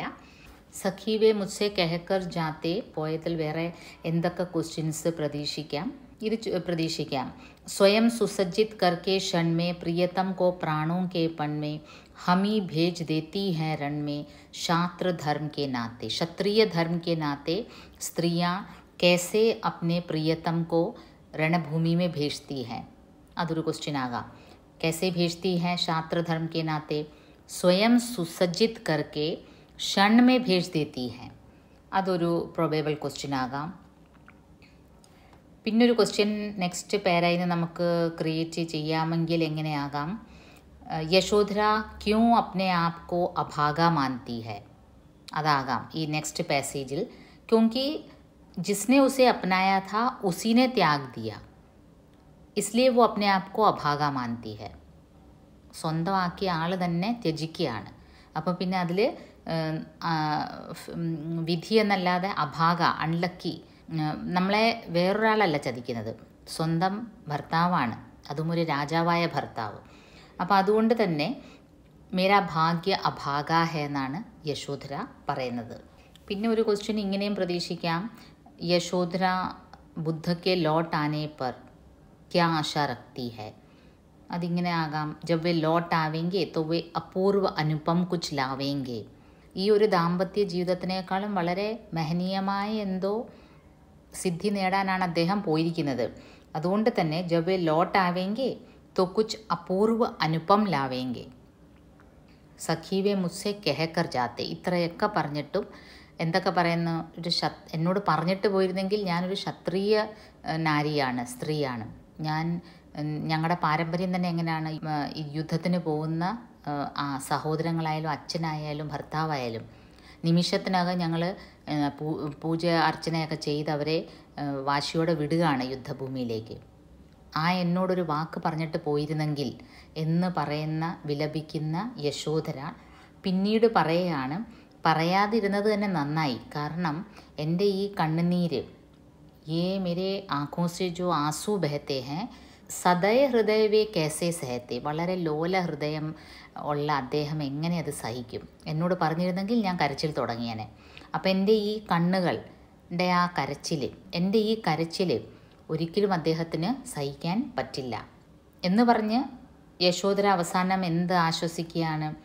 വേ കുച്ച് അപൂർവ അനുപം ലാവേങ്കെ, പോയി വരട്ടെ, പോയി വരുമ്പോൾ എന്തെങ്കിലും അപൂർവമായ അനുപമമായ എന്നുവെച്ചാൽ യുണീക്കായിട്ടുള്ള എന്തെങ്കിലും ഒരു സിദ്ധി നേടാനായിരിക്കുമല്ലോ അദ്ദേഹം പോയത്, അദ്ദേഹം നേടി വരട്ടെ. എന്നാലും സഖി എനിക്കൊരു വിഷമേ ഉള്ളൂ, എന്നോട് പറയാതെ പോയല്ലോ. അടുത്ത പോയം സൂര്യകാന്ത് ത്രിപാഠി നിരാലയുടെ ജാഗോ ഫിർ ഏക് ബാർ എന്ന കവിതയെ ബേസ് ചെയ്തുള്ള ക്വസ്റ്റ്യൻസാണ്. 5th ക്വസ്റ്റ്യൻ, നിരാല കിസ്കോ ജാഗ്രത് ഹോനെ കാ ആഹ്വാൻ കർ രഹാ ഹെ ഓർ ക്യോं. ആ ക്വസ്റ്റ്യന് തന്നെ 2 പാർട്ടാണ്. ക്യോं എന്നൊരു സെക്കൻഡ് പാർട്ടും ഉണ്ട്. ആ ക്വസ്റ്റ്യന് തന്നെ ഒരു 2 ഡിവിഷനുണ്ട്. നിരാല കിസ്കോ ജാഗ്രത് ഹോനെ കാ ആഹ്വാൻ കർ രഹാ ഹെ, പിന്നെ സെക്കൻഡ് പാർട്ട് ക്യോं. 2 ചോദ്യമാണ്. ഈ നിരാലയുടെ ഈ ഒരു കവിത ജാഗോ ഫിർ ഏക് ബാർ ഒരു ജാഗരൺ ഗീതാണ്, ഉണർത്ത് പാട്ടാണ്. ആരെ ഉണർത്താനുള്ള പാട്ടാണ്? ഉറങ്ങുന്നവരെ അല്ല, ഉറക്കം നടിക്കുന്ന ഭാരതീയ ജനതയെ ഉണർത്താനുള്ളൊരു ഗീതമാണ്. അത് നമ്മൾ ആ വീഡിയോയിൽ വളരെ സമയമെടുത്ത് തന്നെ ഞാനത് എക്സ്പ്ലെയിൻ ചെയ്തിട്ടുണ്ട്. അത് കാണാത്തവർ ദയവ് ചെയ്ത് അത് കണ്ടിട്ട് വരിക, കാരണം അത് ഇച്ചിരി ഡിഫിക്കൽട്ട് പോയം കൂടാണ്. ക്വസ്റ്റ്യൻ 2 പാർട്സായിട്ടാണ്. किसको जागृत होने का आह्वान कर रहा है? भारतवासियों को जो सुप्तावस्था में थे. ये भारत के സ്വതന്ത്രതാ പ്രാപ്തിക്ക് പൂർവ്വ ബാത് ഹെ, ഇൻഡിപെൻഡൻസ് കിട്ടുന്നതിന് മുമ്പുള്ള കാര്യമാണ് കേട്ടോ ഈ കവിത. നമ്മളുടെ ഇവിടെ ബ്രിട്ടീഷ് രാജ് ഭരിച്ചിരുന്ന സമയത്തുള്ള കവിതയാണിത്. ഈ കവികളെല്ലാം ആ കാലഘട്ടത്തിലുള്ള കവികളാണ്. മുരളി ശരൺ ഗുപ്ത്, സൂര്യകാന്ത് ത്രിപാഠി നിരാല, ഇവരെല്ലാവരും ആ ഒരു കാറ്റഗറിയിൽ പെട്ടാണ്. ഇൻഡിപെൻഡൻസിന് മുമ്പുള്ള കവിതയാണ്. അപ്പോൾ ഇതൊരു ഉദ്ബോധൻ ഗീതാണ്, ഉണർത്ത് പാട്ടാണ്. സെക്കൻഡ് ക്യോं എന്ന് വെച്ചാൽ കിസ്കോ ജാഗ്രത് ഹോനെ കാ ആഹ്വാൻ കർ രഹേ ഹൈ ഓർ ക്യോं എന്ന് ചോദിച്ചാൽ വിദേശി शासन के विरुद्ध आवाज़ उठाने के लिए और मातृभूमि के प्रति राष्ट्रीयता की भावना जगाने के लिए, മദർലാൻഡിനോടുള്ള ഒരു സ്നേഹം വരാൻ വേണ്ടി. കാരണം ആ സമയത്ത് ജനങ്ങൾ ഈ ബ്രിട്ടീഷുകാരുടെ കൾച്ചറും അവരുടെ വേഷവിധാനവും അതാണ് മോഡേൺ എന്ന് വിചാരിച്ച് കുറേ ഇന്ത്യൻസും കുറച്ച് ഇംഗ്ലീഷ് പഠിച്ച് കുറച്ച് ഗവൺമെൻറ് സർവീസിൽ കയറി. പിന്നെ നമ്മുടെ കൾച്ചറും നമ്മുടെ പുരാണവും ഇതിഹാസവും എല്ലാം പഴഞ്ചൻ എന്നുള്ളൊരു ഫീലിംഗ് അന്നത്തെ ജനങ്ങൾക്ക് ഉണ്ടായി.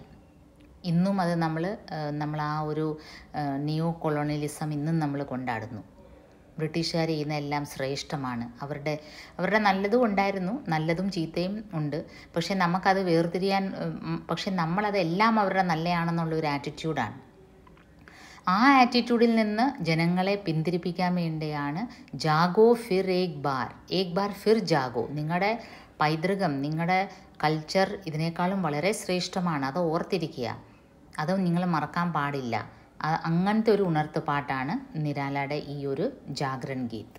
Then moving on to part 2, question 23, Nirala की കാവ്യകല. This is 5 marks question. ഈ ഒരു question actually BA Hindi main അല്ലെങ്കിൽ MA ഹിന്ദിക്ക് ചോദിക്കാവുന്നൊരു ചോദ്യമാണ്. നിരാല की കാവ്യകല. നിരാലയുടെ ഒരു പോയം മാത്രം പഠിച്ച നിങ്ങൾ എങ്ങനെയാണാവോ നിരാലയുടെ കാവ്യകല മനസ്സിലാക്കുന്നത്? നിരാല ഒരു ഛായാവാദി പോയറ്റാണ്, ഛായാവാദി കവിയാണ്. ഛായാവാദി എന്ന് പറയുമ്പോൾ അതിന് ചില പ്രത്യേകതകളുണ്ട്. ആ ഒരു ട്രെൻഡിന്, ഇംഗ്ലീഷിലെ റൊമാൻറ്റിസിസം, നേച്ചർ ലവിങ് പോയറ്റ്സിൻ്റെ ആ ഒരു ട്രെൻഡാണ് ഹിന്ദിയിൽ ഛായാവാദി എന്ന് അറിയപ്പെടുന്നത്. അപ്പം നിരാലയുടെ കാവ്യകല നിങ്ങളൊരു ജാഗോ ഫിർ ഏക് ബാർ മാത്രമേ പഠിച്ചിട്ടുള്ളൂ. അപ്പോൾ ജാഗോ ഫിർ ഏക് ബാറിൻ്റെ കാവ്യകലയാണോ ഇവർ ചോദ്യകർത്താവ് ഉദ്ദേശിക്കുന്നതെന്ന് മനസ്സിലാവുന്നില്ല. എന്നിരുന്നാലും നിരാലയുടെ കാവ്യകല എന്ന് ചോദിക്കുമ്പോൾ നിരാല ഒരു ഛായാവാദി പോയറ്റാണെന്ന് എഴുതണം. ഛായാവാദി കാവ്യത്തിൽ ചില വിശേഷതകളുണ്ട്, അത് ഈ കവിതയിലും പ്രതിഫലിക്കുന്നുണ്ട്. എന്തൊക്കെയാണ്? പ്രകൃതി കാ മനോരം വർണ്ണൻ, പ്രകൃതി കാ കാഫി വർണ്ണൻ ഹോത്താ ഹെ. നേച്ചറിനെ വളരെയധികം വർണ്ണിക്കുന്ന ഒരു കവിത ട്രെൻഡാണ് ഛായാവാദി കവിത. പ്രകൃതി മേ മാനവീകरण अलंकारों का प्रयोग करना, फिर कविता में राष्ट्रीयता का बोध, രാഷ്ട്രീയ ബോധം ഉണർത്തുക, അത് വളരെ അധികം ഉണ്ടായിരുന്നു ഛായാവാദി കവിയാൽ. അതുപോലെ നിരാലയുടെ കാവ്യകലയിൽ ഏറ്റവും ഇമ്പോർട്ടൻ്റ് പറയേണ്ടത് ഈ മുക്തഛന്ദ് എന്നുള്ളൊരു ഫീൽ. മനുഷ്യർക്ക് എങ്ങനെ ബന്ധനം ഇഷ്ടമല്ല, അതേപോലെ കാവ്യത്തിനും ഈ വൃത്തങ്ങളും അലങ്കാരത്തിൻ്റെ ഒന്നും ബന്ധനം ഇഷ്ടമല്ല എന്ന് പറഞ്ഞുകൊണ്ട് ബ്ലാങ്ക് വേഴ്സ് അല്ലെ ഫ്രീ വേഴ്സിൽ ആദ്യമായിട്ട് ഹിന്ദി സാഹിത്യത്തിൽ കവിത എഴുതിയ ആളാണ് നിരാല. ജൂഹി കി കലി എന്ന കവിതയാണ് അങ്ങനെ നിരാല ആദ്യമായിട്ട് എഴുതിയ ഒരു കവിത ബ്ലാങ്ക് വേഴ്സിൽ. അത് നിരാലയുടെ ഒരു കാവ്യകലയിൽ പെടുന്ന ഒരു കാര്യമാണ്. പിന്നെ ഭാഷയുടെ പറയുകയാണെങ്കിൽ ഭാഷ അല്പം ക്ലിഷ്ടമായിട്ടുമുണ്ട് പല സ്ഥലത്തും. അത് ഈ ജാഗോ ഫിർ ഏക് ബാറിൽ നമുക്ക് സംസ്കൃത്നിഷ്ഠ ഭാഷ പല സ്ഥലത്തും നമുക്കത് ബോധഗമ്യമാവാത്ത രീതിയിൽ നിരാലയുടെ കാവ്യം ശരിക്കും മനസ്സിലാകാതെ പോകുന്ന രീതിയിൽ നിരാലയുടെ ഭാഷ പ്രയോഗമുണ്ട്. അപ്പോൾ അതും നിരാലയുടെ ഒരു കാവ്യകലയാണ്. അതും നമുക്ക് നിരാലയുടെ കാവ്യത്തിൻ്റെ ഭാവപക്ഷ ശില്പപക്ഷത്തിൽ പറയാവുന്ന കാര്യമാണ്. പാർട്ട് സിയിൽ 27th ക്വസ്റ്റ്യൻ ജാഗോ ഫിർ ഏക് ബാർ കവിത കാ പ്രതിപാദ്യ. അപ്പോൾ പാർട്ട് സിയിൽ ഒരു എസ്സേ ക്വസ്റ്റ്യനായിട്ട് ജാഗോ ഫിർ ഏക് ബാർ ചോദിച്ചിരിക്കുകയാണ്. ആ രീതിയിൽ നിങ്ങളതിൻ്റെ ഇമ്പോർട്ടൻസ് മനസ്സിലാക്കി ആ ജാഗോ ഫിർ ഏക് ബാർ എന്ന പോയത്തിൻ്റെ ആ വീഡിയോ ഞാൻ ഹിന്ദിയിലും മലയാളത്തിലും കൊടുത്തിട്ടുണ്ട്. അത് നന്നേ മനസ്സിലാക്കുക. ആനോട്ടേഷനായിട്ട് വന്നില്ലെങ്കിലും അതിൻ്റെ ആകമൊത്തം ആ ഒരു കവിതയുടെ കാര്യം മുഴുവനും ഈ കവിതയുടെ പ്രതിപാദ്യം എന്തുവാണെന്ന് ചോദിക്കുമ്പോൾ എഴുതണം. കാരണം അത് ക്യാരീസ് 10 മാർക്സ് ക്വസ്റ്റ്യനാണ്. അപ്പോൾ ജാഗോ ഫിർ ഏക് ബാർ ആ പോയറ്റിനെ പറ്റി എഴുതണം, നിരാലയെ പറ്റി എഴുതണം. പിന്നെ ആ കവിതയുടെ ആകമൊത്തം ഒരു ഷോർട്ട് സമ്മറിയും അതിനൊപ്പം തന്നെ നിങ്ങളുടെ ക്രിട്ടിക്കൽ വ്യൂവും. ആ കവിത വായിച്ച് നിങ്ങളിൽ ഉളവാക്കിയ ഒരു ചേതന എന്താണ്, ഒരു രാഷ്ട്രീയ ബോധം. അന്നത്തെ പോയറ്റ്സിൻ്റെ ഓരോ രീതികളാണ്. നമ്മുടെ ഒരു നേഷനോട് സ്നേഹം തോന്നുന്ന രീതിയിൽ ജനങ്ങൾക്ക് മാനസിക പരിവർത്തനം ഉണ്ടാക്കാൻ വേണ്ടി എഴുതിയ ഒരു കവിതയാണ്. ഉറങ്ങിക്കിടക്കുന്ന അവസ്ഥയെന്ന് വെച്ചാൽ ബന്ധനത്തിലാണെന്നറിഞ്ഞിട്ടും ഭാരത്വാസി ആ സമയത്ത് ഉറക്കം നടിച്ചു കിടക്കുന്ന അവസ്ഥയായിരുന്നു. അപ്പോൾ അങ്ങനെ ആ ഒരു കവിതയുടെ ഇമ്പോർട്ടൻസ് ഉണ്ട്. അപ്പോൾ ജാഗോ ഫിർ ഏക് ബാർ വളരെ വിശാലമായിട്ട് നിങ്ങൾ ഞാനത് ഇവിടെ അതിൻ്റെ സമ്മറി റിപ്പീറ്റ് ചെയ്യാൻ ഉദ്ദേശിക്കുന്നില്ല. കാരണം അത് വളരെ ടൈം എടുത്ത് ഞാൻ ഇട്ട ഒരു വീഡിയോ ആണ്. അപ്പോൾ അത് കാണുക. അത് ഇച്ചിരി ഡിഫിക്കൽട്ടുമാണ്. അത് പല പ്രാവശ്യം കാണുക, എന്നാലേ അത് ഓർത്തിരിക്കാനും പറ്റുള്ളൂ. നെക്സ്റ്റ് പോയറ്റ് നമ്മുടെ നാഗാർജുൻ അല്ലെങ്കിൽ ബാബ നാഗാർജുൻ അറിയപ്പെട്ടിരുന്ന പോയറ്റിൻ്റെ ഹം ബേ സാജിദാർ ഥേ എന്ന കവിതയാണ്. Part A 7th question Nagarjun കെ അനുസാർ ഹം കിസ്കെ സാജിദാർ ഹേ. ആ കവിതയിൽ നാഗാർജുൻ നമ്മളും കിസ്കെ സാജിദാർ ഹേ എന്ന് വെച്ചാൽ നമ്മുടെ കയ്യും അതിലുണ്ട്, നമുക്കും അതിന് ഉത്തരവാദിത്വം ഉണ്ട് എന്താണ് ഉദ്ദേശിക്കുന്നത്, ഏത് കാര്യമാണ്. അത് വേറെ ഒന്നുമല്ല, മഹാത്മാഗാന്ധി, രാഷ്ട്രപിതാവായ മഹാത്മാഗാന്ധിയുടെ കൊലപാതകത്തിൽ ഭാരതീയരായ നമ്മൾ ഓരോരുത്തർക്കും ഉത്തരവാദിത്വമുണ്ട്. പ്രത്യേകിച്ച് ആ കവിതയിൽ എടുത്തു പറയുന്ന സോ കോൾഡ് ബുദ്ധിജീവി വർഗ് എന്നറിയപ്പെടുന്ന എഴുത്തുകാർക്കും ഉത്തരവാദിത്വമുണ്ട്. അതാണ് നാഗാർജുൻ के अनुसार हम किसके साझीदार हैं, हम राष्ट्रपिता महात्मा गांधी के मृत्यु के साझीदार हैं. हम भी साझीदार हैं ആ ഒരൊറ്റ ക്വസ്റ്റ്യനെ മോഡൽ ക്വസ്റ്റ്യൻ പേപ്പറിൽ കാണുന്നുള്ളൂ. യൂണിവേഴ്സിറ്റി ക്വസ്റ്റ്യൻ പേപ്പറിൽ വേറെയും പ്രതീക്ഷിക്കാം. തൽക്കാലം ഇതിൽ ഇത്രയേ കാണുന്നുള്ളൂ. നെക്സ്റ്റ് പോയം मैंने कहा पेड़ സച്ചിദാനന്ദ ഹീരാനന്ദ് വാത്സ്യായൻ അഗ്ഗയുടെയാണ്. അദ്ദേഹത്തിൻ്റെ പോയത്തിൽ നിന്ന് 6th ക്വസ്റ്റ്യൻ मैंने कहा पेड़ का मुख्य संदेश क्या है. मैंने कहा पेड़ അജ്ഞയുടെ ഒരു പ്രകൃതിയിൽ കാണുന്ന ഒരു വിനയം, പ്രകൃതിയിലെ വിശാലമായ വൃക്ഷത്തിന് അത് കാണിക്കുന്ന വിനയമാണ്. അത് കണ്ട് നമ്മൾ നമ്മുടെ വേരുകൾ ഓർക്കണം, നമ്മൾ വന്ന വഴി മറക്കാൻ പാടില്ല. അതാണ് അതിൻ്റെ മുഖ്യ സന്ദേശ്. मैंने कहा पेड़ का मुख्य संदेश क्या है. मुख्य संदेश यही है कि विशाल पेड़ के जैसे विनम्र होना चाहिए. അല്ലേ? അതിൽ പറയുന്നത് എന്താണ്? ആ വൃക്ഷത്തിനോട് ചോദിക്കുകയുണ്ടായി, എങ്ങനെയാണ് ഇത്രയും കാറ്റും മഴയൊക്കെ കൊണ്ടിട്ടും ഇങ്ങനെ നിൽക്കാൻ പറ്റുന്നത്? എന്ത് വിശാലമാണ്, നീ എന്ത് സ്ട്രോങ് ആണ്. അത് കേട്ടപ്പോൾ ആ വൃക്ഷം പറഞ്ഞ എന്താണ്? ശ്രേയ ഹേ तो मेरे पैरों तले इस मिट्टी को जिसमें न जाने कहाँ मेरी जड़ें खोई हैं. ഞാൻ ആരോടെങ്കിലും കടപ്പെട്ടിരിക്കുന്നെങ്കിൽ എൻ്റെ വേരുകൾ താഴേക്ക് ഇറങ്ങിപ്പോയിരിക്കുന്ന ഈ മണ്ണിനോടാണ് ഞാൻ കടപ്പെട്ടിരിക്കുന്നത്. ऊपर उठा हूँ उतना ही आकाश में जितना कि मेरी जड़ें नीचे दूर धरती में समाई है. ഞാൻ ഈ മുകളിൽ ആകാശം വരെ പൊങ്ങി നിൽക്കുന്ന എൻ്റെ ശിഖരങ്ങൾ അത്രയും തന്നെ താഴോട്ട് നിങ്ങൾ കാണാത്തൊരു സത്യം എനിക്കുണ്ട്. അത്രയും തന്നെ ഞാൻ ഭൂമിയുടെ ഉള്ളിലോട്ട് എൻ്റെ വേരുകൾ പോയിരിക്കുകയാണ്. ആ മണ്ണാണ് എന്നെ പിടിച്ചു നിർത്തുന്നത്. അപ്പോൾ ആ സന്ദേശമാണ് നമ്മൾ എത്ര നമ്മൾ ഉയർച്ചയിൽ നമ്മൾ എത്തുന്നു അത്രയും വിനയവും നമ്മൾ വന്ന വഴി മറക്കാൻ പാടില്ല. हमें ये नहीं भूलना चाहिए कि हम कहाँ से आए हैं, हमारा श्रेय कुछ नहीं है, हम अपने आप में कुछ नहीं है, ये अहंकार हमें नहीं करना चाहिए. ഇതാണ് मैंने कहा पेड़ का സന്ദേശ്. വളരെ ക്ലിയർ ആയിട്ട് ആ വൃക്ഷം പറയാണ്, ശ്രേയ കുച്ച് മേരാ നഹി जो है इस नामहीन मिट्टी का, और हाँ इन सब उगने डूबने भरने चीजने बदलने मलने मसीजने बनने मिटने वालों का भी क्षतियों से मैंने बस एक सीख पाई है, जो मरण धर्मा है वे ही जीवन दाई है. അപ്പോൾ അങ്ങനെ ഒരു ക്വസ്റ്റ്യൻ പ്രതീക്ഷിക്കാം. वृक्ष ने सदियों से क्या सीख पाई है? यही सीख पाई है कि जो मरण धर्मा है वे ही जीवन दाई है. ഒന്ന് ചീഞ്ഞഴുകിയിട്ടേ അടുത്ത ജീവൻ തളിർ എടുത്തുള്ളൂ. അപ്പം നമ്മൾ ഒന്ന് നശിച്ചു പോയിട്ടാണ് മറ്റുള്ളവർക്ക് വളമായി മാറുന്നത്. അപ്പം നിസ്വാർത്ഥമായ ഒരു സേവാഭാവമാണ് ഇവിടെ കാണിക്കുന്നത്. Even part C there is one question related to मैंने कहा पेड़. Question 25, मैंने कहा पेड़ में अभिव्यक्त पारिस्थितिक चेतना. ആക്ച്വലി ഇത് I totally disagree with this question. കാരണം ഇതിലൊരു പാരിസ്ഥിതിക് ചേതനയില്ല. എന്തോ ഒരു മിസ്അണ്ടർസ്റ്റാൻഡിങ് പറ്റിയതാണ് ക്വസ്റ്റ്യൻ പേപ്പർ സെറ്ററിന്. പാരിസ്ഥിതിക് ചേതന എന്ന് പറയുമ്പോൾ എക്കോ ക്രിട്ടിക്കൽ പോയിൻ്റ് ഓഫ് വ്യൂവിൽ എക്കോ ക്രിറ്റിസിസത്തിനെ ബേസ് ചെയ്ത് ഈ കവിതയെ നമ്മൾ ക്രിട്ടിക്കൽ അനാലിസിസ് ചെയ്യാനാണ്. ഇത് പേട് ഒരു വൃക്ഷമായതുകൊണ്ട് അതിനെ ഒരിക്കലും നമുക്ക് പാരിസ്ഥിതിക് ചേതനയായിട്ട് ഡയറക്റ്റ്ലി കണക്ഷൻ വേണമെന്നൊരു നിർബന്ധവും ഇല്ല. എന്താണ് എക്കോ ക്രിറ്റിസിസം?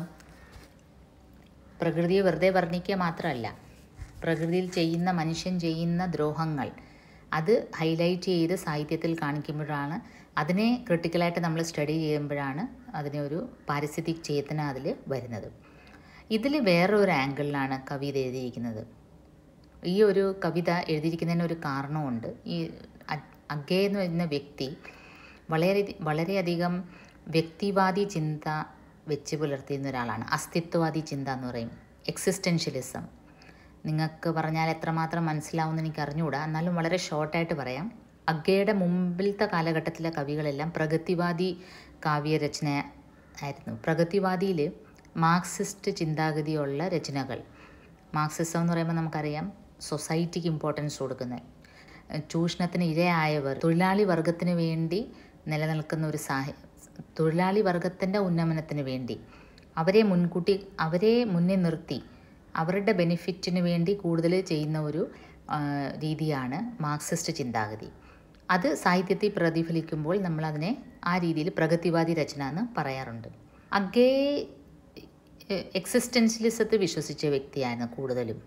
അദ്ദേഹം പറയുന്നത് സമൂഹം ഉണ്ട്, സമൂഹത്തിനൊരു ഇമ്പോർട്ടൻസ് ഉണ്ട്, പക്ഷേ വ്യക്തി എന്ന നിലയ്ക്ക് വ്യക്തിയുടേതായ ഒരു സ്വാതന്ത്ര്യവും വ്യക്തിയുടേതായ ഒരു ഇമ്പോർട്ടൻസും, വ്യക്തി ഹാപ്പി ആയാലേ സമൂഹം ഹാപ്പി ആവുള്ളൂ എന്നാണ് അഗേ വിശ്വസിച്ചിരുന്നത്. അദ്ദേഹത്തിൻ്റെ പല രചനകളും അങ്ങനെ. പക്ഷേ അത് ഒരുപാട് കോൺഫ്ലിക്ട്സ് അദ്ദേഹത്തിനുണ്ടാക്കി. അദ്ദേഹത്തിൻ്റെ പല കവിതകൾ ഞാൻ അങ്ങനെയല്ല, എനിക്ക് സൊസൈറ്റിയും എനിക്ക് ഇമ്പോർട്ടൻസ്, ഞാൻ അങ്ങനെയല്ല, എനിക്ക് സൊസൈറ്റിക്കും ഞാൻ ഇമ്പോർട്ടൻസ് കൊടുക്കുന്നു എന്ന് കാണിക്കുന്ന ഒരു കവിതയാണ് ഈ मैंने कहा पेड़. അതുപോലെ അദ്ദേഹത്തിൻ്റെ നദി കെ ദ്വീപ് എന്ന ഒരു പോയവും അതേ പേരിൽ തന്നെ അദ്ദേഹത്തിൻ്റെ നോവലും ഉണ്ട്, നദി കെ ദ്വീപിൽ. അതിലും അദ്ദേഹം ഇത് തന്നെയാണ് പറയുന്നത്. ഒരു ദ്വീപ്, ഒരു ഐലൻഡിന്, ഒരു റിവറിൻ്റെ നടുക്ക് ജീവിക്കുമ്പോൾ ഐലൻഡിന് ഒരു എക്സിസ്റ്റൻസ് ഉണ്ട്. അവിടെ ദ്വീപ് ഒരു വ്യക്തിയാണ്, നദി ഒരു സമൂഹമാണ്. അപ്പോൾ വ്യക്തിയും സമൂഹവും പരസ്പരം റിലേറ്റഡ് ആണ്. വ്യക്തിക്ക് ഇമ്പോർട്ടൻസ് നിലനിൽക്കെ തന്നെ വ്യക്തിയുടെ വളർച്ചയിൽ സമൂഹത്തിനും കൈയുണ്ട് എന്ന് സ്ഥാപിക്കുന്ന ഒരു കവിതയാണ് നദി കെ ദ്വീപ്. ഇവിടെയും ആ ഒരു ദർശനമാണ് കാണുന്നത്. मैंने कहा പേടിനെ ഞാൻ ഈ ക്വസ്റ്റ്യൻ വായിച്ചതിന് ശേഷം പല പ്രാവശ്യവും റീഡ് ചെയ്തു, പക്ഷേ അതിലെങ്ങും ഒരു പാരിസ്ഥിതിക് ചേതന കണ്ടെത്താനായില്ല. ഇവിടെ വൃക്ഷനെ പറ്റി പറയുന്നുണ്ട്, പക്ഷേ വൃക്ഷ ഒരു വ്യക്തിയായിട്ടും ആ മണ്ണും ആ മണ്ണിലെ വളവും ജലവും എല്ലാം സമൂഹമായിട്ടാണ് ഇവിടെ ചിത്രീകരിച്ചിരിക്കുന്നത്. ആ വ്യക്തി ഒറ്റയ്ക്കാരുമല്ല. ആ വൃക്ഷം വളരെ വിനയത്തോടെ പറയുന്നത്, ഞാൻ ഇത്രയും തടിച്ചു വളർന്ന് വെയിലും കാറ്റത്തുമൊക്കെ നിൽക്കുന്നെങ്കിൽ എൻ്റെ പിന്നിൽ എന്നെ വളർത്തിയ ഈ ഒരു സമൂഹമുണ്ട്. എന്ന് വെച്ചാൽ ഈ ഒരു മണ്ണ്, എൻ്റെ വേരുകൾ ആഞ്ഞിറങ്ങിയിരിക്കുന്ന ഈ മണ്ണാണ് എന്നെ ഇവിടെ നിർത്തിയിരിക്കുന്നത്. പക്ഷെ നിങ്ങളത് കാണുന്നില്ല. നിങ്ങൾ ബാഹ്യമായിട്ട് എൻ്റെ വളരെ ബലവിഷ്ടമായ എൻ്റെ ഈ ഒരു ശരീരം മാത്രമേ കാണുന്നുള്ളൂ. എൻ്റെ ഈ ഒരു വലിയ സ്ട്രക്ചർ മാത്രമേ നിങ്ങൾ കാണുന്നുള്ളൂ. അപ്പം ഞാൻ ആരുമല്ല. എൻ്റെ ഈ സമൂഹം, എന്നെ വളർത്തിയ സമൂഹവും വളരെ, ഞാൻ ഒറ്റയ്ക്കൊന്നുമല്ല. എൻ്റെ സമൂഹത്തിനും ഇമ്പോർട്ടൻസ് ഉണ്ട് എന്നെ ഈ രീതിയിലാക്കുന്നതിൽ. അങ്ങനത്തെ ഒരു ചേതനയാണ് ഇവിടെ, സമഷ്ടിവാദി ചേതനയാണ് ഇതിൽ കാണുന്നത്. എന്തോ ഒരു മിസ്അണ്ടർസ്റ്റാൻഡിങ് പറ്റിയതാണ് ക്വസ്റ്റ്യൻ പേപ്പർ സെറ്ററിന്. കാരണം പാരിസ്ഥിതിക് ചേതന എന്ന് പറയുമ്പോൾ നമ്മളിതിൽ മരം വെട്ടുന്ന കാര്യമോ അല്ലെങ്കിൽ നമ്മൾ മരം കത്തിച്ച് വനം മുഴുവനും കത്തിച്ച് നശിക്കുന്ന കാര്യമോ അതിനെപ്പറ്റി അഗെയിൻസ്റ്റ് ആയിട്ടുള്ള ഒരു അവയർനെസ് ആയിട്ടുള്ളൊരു പോയവേ അല്ല ഇത്. Then I have read this poem plenty times for this sole question. ഞാൻ ഒന്നുകൂടെ റീഡ് ചെയ്യാം. मैंने कहा पेड़ तुम इतने बड़े हो, इतने कड़े हो, न जाने कितने 100 बरसों के आंधी पानी में सिर ऊंचा किए अपनी जगह अड़े हो. सूरज उगता डूबता है, चांद भरता छींचता है, ऋतुएं बदलती हैं, मेघ उमड़ता पसीजता है, और तुम सब सहते हुए, संतुलित शांत धीर रहते हुए, विनम्र हरियाली से ढके, पर भीतर ठोट कठेटे खड़े हो.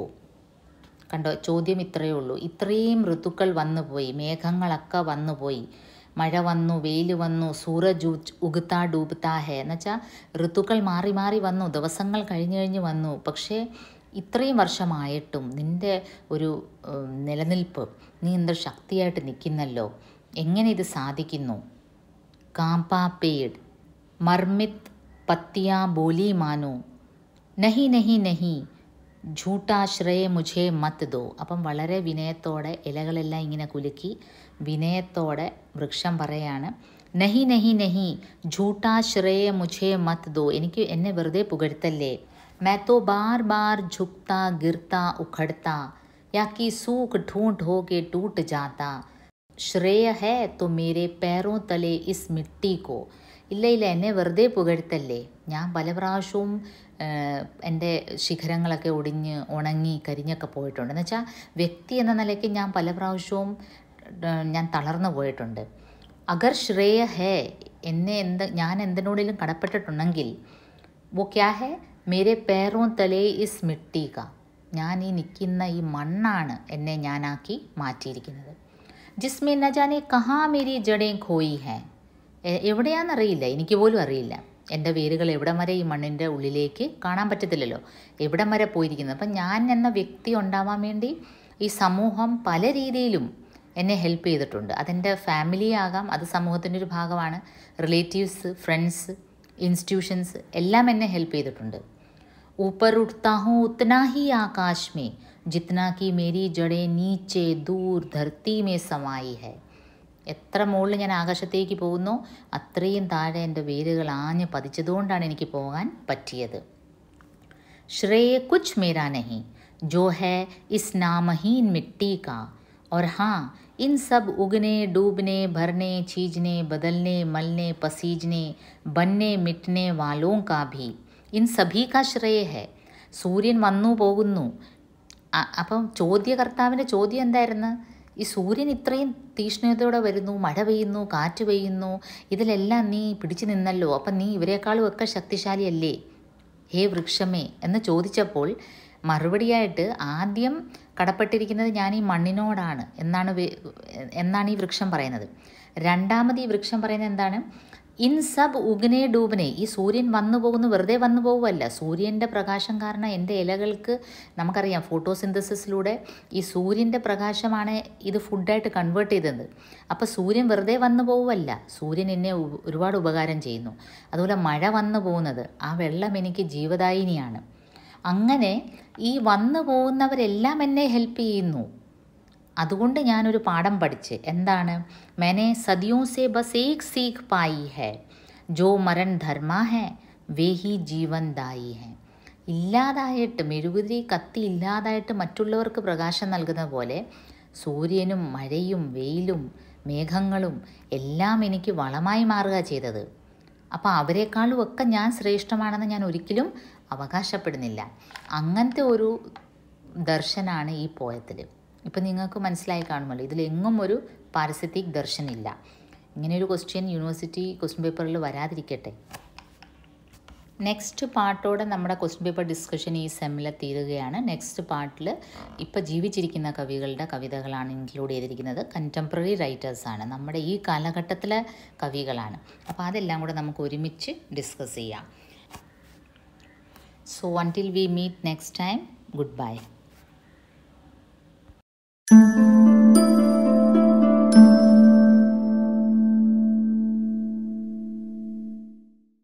Hello and welcome to our third and last session of question paper discussion of 3rd Sem BA BSc Calicut University, course title being Poetry in Hindi.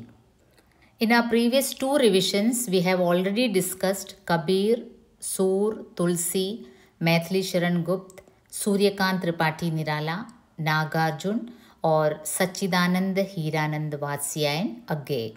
Today we will be discussing questions related to four contemporary poets. Arun Kamal की कविता पुतली में संसार, ज्ञानेंद्रपति की कविता बीज व्यथा, अनामिका की कविता बेजगह और जयप्रकाश करदम जी की कविता मेरे अधिकार कहाँ है. ये चारों कवि अपने समय के कवि हैं. ഇപ്പോഴും സജീവമായി എഴുതിക്കൊണ്ടിരിക്കുന്ന കവികളാണ്. അതുകൊണ്ട് തന്നെ സാഹിത്യ ലോകത്ത് ഈ കാലഘട്ടത്തിൽ നടക്കുന്ന ചലനങ്ങൾ അവരുടെ കവിതകളിൽ കൃത്യമായി പ്രതിഫലിക്കുന്നുമുണ്ട്. അരുൺ കമലിൻ്റെ പുത്ലി മേ സൻസാർ എന്ന കവിതയുമായി റിലേറ്റ് ചെയ്യുന്ന ക്വസ്റ്റ്യൻസ് ആദ്യം എടുക്കാം. Part A question 11, Putli may Sansar Kavitha may Samaj की किस समस्या की ओर इशारा है. അർജുൻ എന്ന മഹാഭാരതത്തിലെ കഥാപാത്രത്തെ ആസ്പദമാക്കി എഴുതിയ ഒരു കവിതയാണ്. അർജുൻ വളരെ ഫോക്കസ്ഡ് ആയിരുന്നു. ഗുരു ദ്രോണാചാര്യൻ എന്തൊക്കെ കാണുന്നു എന്ന് ചോദിച്ചപ്പോൾ മത്സ്യത്തിൻ്റെ കണ്ണ് മാത്രമേ അർജുൻ കണ്ടുള്ളൂ. പക്ഷേ പോസ്റ്റ് മോഡേണിസത്തിൽ എല്ലാ സൈഡ് ലൈൻ ചെയ്യപ്പെട്ട ജനവിഭാഗങ്ങൾക്കും ഇമ്പോർട്ടൻസ് ഉണ്ട്. അത് ഹൈലൈറ്റ് ചെയ്യുന്നൊരു കവിതയാണ് ഈ പുത്ലി മേ സൻസാർ. ലൈക്ക് നമ്മൾ പറയുകയാണെങ്കിൽ ട്രാൻസ്ജെൻഡേഴ്സ്, ദളിറ്റ്സ്, ആദിവാസി, സ്ത്രീകൾ, lesbians, guys, even nature, ecology, ഇതെല്ലാം സൈഡ് ലൈൻ ചെയ്യപ്പെട്ട ഒരു കാലഘട്ടമായിരുന്നു മോഡേണൈസേഷൻ്റെ യുഗത്തിൽ. നമ്മൾ ഡെവലപ്മെൻറ്റ് മാത്രം മുന്നിൽ കണ്ടുകൊണ്ട് മനുഷ്യൻ ഒരു ഓട്ടമായിരുന്നു. അപ്പോൾ ഈ സൈഡ് ലൈൻ ചെയ്യപ്പെട്ട വിഭാഗങ്ങളെല്ലാം ഈ പോസ്റ്റ് മോഡേൺ ലിറ്റററി തിയറിയിൽ അവർക്ക് നല്ല ഇമ്പോർട്ടൻസ് കിട്ടി. അത് ലിറ്ററേച്ചറിലും പ്രതിഫലിക്കുന്നുണ്ട്. അതാണ് ഈ കവിതയിലൂടെ കവി ഉന്നയിക്കുന്ന ഒരു സമാജിൻ്റെ മെയിൻ സമസ്യ. എന്താണ്? कविता में समाज की इसी समस्या की ओर इशारा किया गया है कि जैसे आज के अर्जुन को केवल पुतली नहीं, पूरी आँख, मछली, खंबा, आकाश, सब धनुद्धर, भीड़ की ध्वनियाँ सब सुनाई दे रही हैं, वैसे ही समाज के सभी पीड़ित, पिछड़े, शोषित वर्ग के स्वर कवि को भी सुनाई दे रहे हैं. समाज की यही समस्या है. ഈ സമൂഹത്തിൽ നിലനിൽക്കുന്ന ഇൻഇക്വാലിറ്റി, അത് ജെൻഡർ ബേസ്ഡ് ആയാലും അത് എക്കോണമി ബേസ്ഡ് ആയാലും അതെല്ലാം പ്രതിഫലിക്കുന്ന ഒരു സമൂഹമാണിത്. അതാണ് സമാജിൻ്റെ സമസ്യ. ആ സമസ്യയിലേക്കാണ് ഈ കവിത വിരൽ ചൂണ്ടുന്നത്.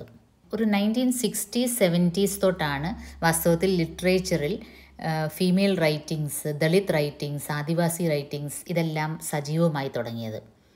അപ്പോഴാണ് ആ ജനവിഭാഗത്തിൻ്റെ റിയാലിറ്റി പുറം ലോകം അറിഞ്ഞു തുടങ്ങിയത്. LGBTQ ഇഷ്യൂസ്, ആദിവാസി ഇഷ്യൂസ്, പാരിസ്ഥിതിക പ്രശ്നങ്ങൾ ഇവയെല്ലാം പണ്ടും ഉണ്ടായിരുന്നു. പക്ഷേ ലിറ്ററേച്ചറിൽ ഇവയുടെ സാന്നിധ്യം അറിയിച്ചപ്പോഴാണ് പുറം ലോകം അറിഞ്ഞു തുടങ്ങിയത്. അതിൻ്റെ ഒരു പ്രതിഫലനമാണ് ഈ പുത്ലി മേ സൻസാർ എന്ന കവിതയിൽ ഉന്നയിക്കപ്പെടുന്ന പ്രമുഖ് സമസ്യ. എന്നുവെച്ചാൽ അർജുന് ആ ഒരു കാര്യം മാത്രം കാണുന്ന, അങ്ങനെയല്ല, ഈ സമൂഹം എല്ലാത്തിനെയും ഉൾക്കൊള്ളണം, എല്ലാവരുടെയും പ്രശ്നങ്ങൾ മനസ്സിലാവണം. അതിൽ പാവപ്പെട്ടവനുണ്ട്, ദളിതനുണ്ട്, സ്ത്രീയുണ്ട്, സ്ത്രീ പുരുഷൻ എന്ന രണ്ട് ജെൻഡർ മാത്രമല്ല, അങ്ങനെ ആ കാറ്റഗറി കൂടി വരികയാണ്. LGBTQA അങ്ങനെ പല കാറ്റഗറി ഉണ്ട്. എല്ലാവർക്കും അവരുടേതായ പ്രശ്നങ്ങളുണ്ട്. എല്ലാവരെയും ഉൾക്കൊള്ളുന്ന ഒരു സമൂഹം, അതാണ് ഈ സമാജിൻ്റെ സമസ്യ. Then part B 22nd question, Putli Mein Sansar കവിത की സമകാലീനത. സമകാലീനത കണ്ടംപററി എന്ന് വെച്ചാൽ ജോ ഏക് ഹി സമയമേ ഹുവേ ഹെ, സമസാമയിക്, ഒരേ കാലഘട്ടത്തിലുള്ള. നമ്മളിപ്പോൾ പറയാറില്ലേ ഗാന്ധിജി ഓർ നെഹ്റു സമകാലീൻ ഥേ എന്ന് പറഞ്ഞാൽ ഗാന്ധിജിയും നെഹ്റുവും ഒരേ കാലഘട്ടത്തിലുള്ളവരായിരുന്നു. അപ്പോൾ ഈ സമകാലീനത എന്ന വേർഡ് നിങ്ങൾ ആ ടേം ലിറ്ററേച്ചറിൽ ചോദിക്കപ്പെടുമ്പോൾ അത് എന്താണെന്ന് വെച്ചാൽ കിസി കവിത की समकालीनता को जांचने परखने का एक निकष यह हो सकता है कि इस बात की पड़ताल की जाए कि कवि और उसकी कविता अपने पाठकों को यह बोध कराने में समर्थ है या नहीं कि वे कैसे माहौल में जी रहे हैं. ഒരു കവിയും അദ്ദേഹത്തിൻ്റെ കവിതയും സമകാലീനായിരുന്നു എന്ന് പറയുമ്പോൾ ഉദ്ദേശിക്കുന്നത് എന്താണ്? അദ്ദേഹത്തിൻ്റെ കവിത നമ്മെ അദ്ദേഹം ജീവിച്ച ആ കാലഘട്ടത്തിലെ സിറ്റുവേഷൻസിനെ വരച്ചു കാട്ടാൻ എത്രമാത്രം സക്സസ്ഫുള്ളായി. അപ്പോൾ ഇവിടെ നമ്മൾ പുത്ലി മേ സംസാർ എന്ന കവിത സമകാലീനാണോ എന്നാണ് ചോദിക്കുന്നത്. നോക്കൂ, കവിത നോക്കാം. ഇത്നി ഭീഡ് ഇത്നി ധ്വനിയ. ഇന്നത്തെ അർജുന് ഫോക്കസ് ചെയ്യാൻ പറ്റുന്നില്ല. കാരണം എന്താണ്? ഇത്തനി ഭീഡ്, ഇത്രയും ക്രൗഡ്. കാരണം അദ്ദേഹത്തിൻ്റെ നോട്ടം എല്ലായിടത്തേക്കും പോകുന്നു. ഇത്തനി ധ്വനിയ, പല വോയിസസ്, ഡിഫറെൻറ്റ് വോയിസസ് കൊണ്ട് മീൻ ചെയ്യുന്നത് എന്താണ്? പോസ്റ്റ് മോഡേൺ ലിറ്റററി തിയറിയിൽ ഉള്ള ഒരു കോൺസെപ്റ്റാണ് പ്ലൂറാലിറ്റി. നമ്മൾ മോഡേണൈസേഷൻ്റെ യുഗത്തിൽ എല്ലാം ഒരു കുടക്കീഴിൽ വന്നിട്ടൊരു ഗ്ലോബൽ വില്ലേജ് ആകണം എന്നുള്ളൊരു കോൺസെപ്റ്റായിരുന്നു. എല്ലാവരും ഒരു ലാംഗ്വേജ്, ഒരു എന്ന് വെച്ചാൽ അപ്പം എന്താ സംഭവിച്ചത്? നമ്മൾ കണ്ടത് അമേരിക്ക എന്ന ഒരു സൂപ്പർ പവറാണ്, അവരുടെ ലാംഗ്വേജ് അതാണ് നമ്മുടെ മുകളിൽ ഇമ്പോസ് ചെയ്തത്. ഈ ഗ്ലോബലൈസേഷനിൽ പറ്റിയത് അതാണ്. എല്ലാം ഒരു കുടക്കീഴിൽ ഒരു ഗ്ലോബൽ വില്ലേജ് എന്ന് പറഞ്ഞപ്പോൾ ആ വില്ലേജിൻ്റെ തലവൻ അവരാണ്. ഇപ്പം അങ്ങനല്ല, ഇപ്പോഴത്തെ ചിന്താഗതി മാറി. പോസ്റ്റ് മോഡേണിസത്തിൽ എല്ലാ പ്ലൂറാലിറ്റീസിനും ഇമ്പോർട്ടൻസ് കൊടുക്കുന്നുണ്ട്. അങ്ങനെ ഒരു സൂപ്പർ പവറായിട്ട് വേണ്ട. അത് എത്ര ചെറിയ ഒരു രാജ്യത്തെ ഒരു എത്ര ചെറിയൊരു നേഷനായാലും അവർക്കും ഇമ്പോർട്ടൻസ് ഉണ്ട്. അപ്പോൾ അതാണ് ഇവിടെ ഇത്നി ധ്വനിയ. Made by dalits, lesbians, voices of all category people, female, nature, even comics, films, advertisements. പണ്ട് ഈ ഫിലിംസും കോമിക്സും ഒക്കെ ലോ ആർട്ടായിട്ടാണ് കണക്കാക്കപ്പെട്ടിരുന്നത്. ഒരു ഹൈ ആർട്ടായിട്ടല്ല, ലിറ്ററേച്ചറിൽ അതിനെ ഉൾപ്പെടുത്തില്ലായിരുന്നു. ഇപ്പം നോക്കിയ ലിറ്ററേച്ചർ സ്റ്റഡീസിൽ തന്നെ കൾച്ചർ സ്റ്റഡീസ് എന്ന പേരിലൊരു ഡിപ്പാർട്ട്മെൻറ്റ് തന്നെ ഉണ്ട് യൂണിവേഴ്സിറ്റീസിൽ. അതിൽ ഫിലിം സ്റ്റഡീസ് എന്ന് പറഞ്ഞ് സ്റ്റഡീസ് നടത്തുന്നുണ്ട്, കോമിക് സ്റ്റഡീസ്, സീരിയസ് സ്റ്റഡീസ് നടത്തുന്നുണ്ട്, റിസർച്ച് നടത്തുന്നുണ്ട്. ഇതൊക്കെ പണ്ട് സൈഡ് ലൈൻ ചെയ്യപ്പെട്ട ആർട്ട് ഫോംസ് ആയിരുന്നു. അതെല്ലാം ഇന്ന് ഇമ്പോർട്ടൻസ് നേടിക്കഴിഞ്ഞിരിക്കുന്നു. പിന്നീട് ആ കവിത നോക്കി. മുझे मछली की नदी की गंध लग रही है देव. ഗുരു, എനിക്ക് മത്സ്യം മാത്രമല്ല അതേത് പുഴയിൽ നിന്നാണ് വന്നത് അതിൻ്റെ ഗന്ധവും ഫീൽ ചെയ്യാം. എന്ന് വെച്ചാൽ നമുക്കൊരാളുടെ സിറ്റുവേഷൻ, അയാളുടെ പരിസ്ഥിതി, അയാളുടെ ഫാമിലി ബാക്ക്ഗ്രൗണ്ട്, അയാളുടെ സോഷ്യൽ സെറ്റപ്പ്, അയാൾ ഏത് സെറ്റപ്പിൽ നിന്നാണ് വന്നത് അതുപോലും മനസ്സിലാക്കാൻ പറ്റുന്നുണ്ട്. അപ്പോൾ അതാണ് ഇവിടെ സമകാലീനാണെന്ന്. ഈ കവിത സമകാലീനാണെന്ന് ചോദിച്ചാൽ വളരെ സമകാലീനാണ്. ആക്ച്വലി പോസ്റ്റ് കൊളോണിയൽ സ്റ്റഡീസ് വന്നതിന് ശേഷമാണ് ലിറ്ററേച്ചറിൽ ഇങ്ങനെ അടിച്ചമർത്തപ്പെട്ടവരുടെ വോയിസസ് കേൾക്കാൻ തുടങ്ങിയത് തന്നെ. അതിന് നമ്മൾ കടപ്പെട്ടിരിക്കുന്നത് വാസ്തവത്തിൽ കുറച്ച് അക്കാഡമിഷ്യൻസാണ്. അതിൽ ഗായത്രി ചക്രവർത്തി സ്പിവാക്ക് എടുത്തു പറയേണ്ട ഒരു പേരാണ്. അവരിങ്ങനെ ഒരു ചോദ്യം ചോദിക്കുകയുണ്ടായി അക്കാഡമിഷ്യൻസിൻ്റെ ഇടയിൽ, ക്യാൻ ദ സബാൾട്ടൺ സ്പീക്ക്? അത് വളരെ ഫേമസ് ഒരു ചോദ്യമാണ്. സബാൾട്ടൺ എന്നാൽ സമൂഹത്തിൽ സൈഡ് ലൈൻ ചെയ്യപ്പെട്ട, അടിച്ചമർത്തപ്പെട്ടവർ. അവർക്ക് വോയിസ് ഉണ്ടോ, അവർക്ക് സംസാരിക്കാൻ പോലും അവകാശമുണ്ടോ എന്ന് ഗായത്രി ചക്രവർത്തി സ്പിവാക്ക് ചോദിച്ചു. അത് അക്കാഡമിഷ്യൻസിൻ്റെ ലെവലിൽ വളരെയധികം ചലനങ്ങളുണ്ടാക്കി.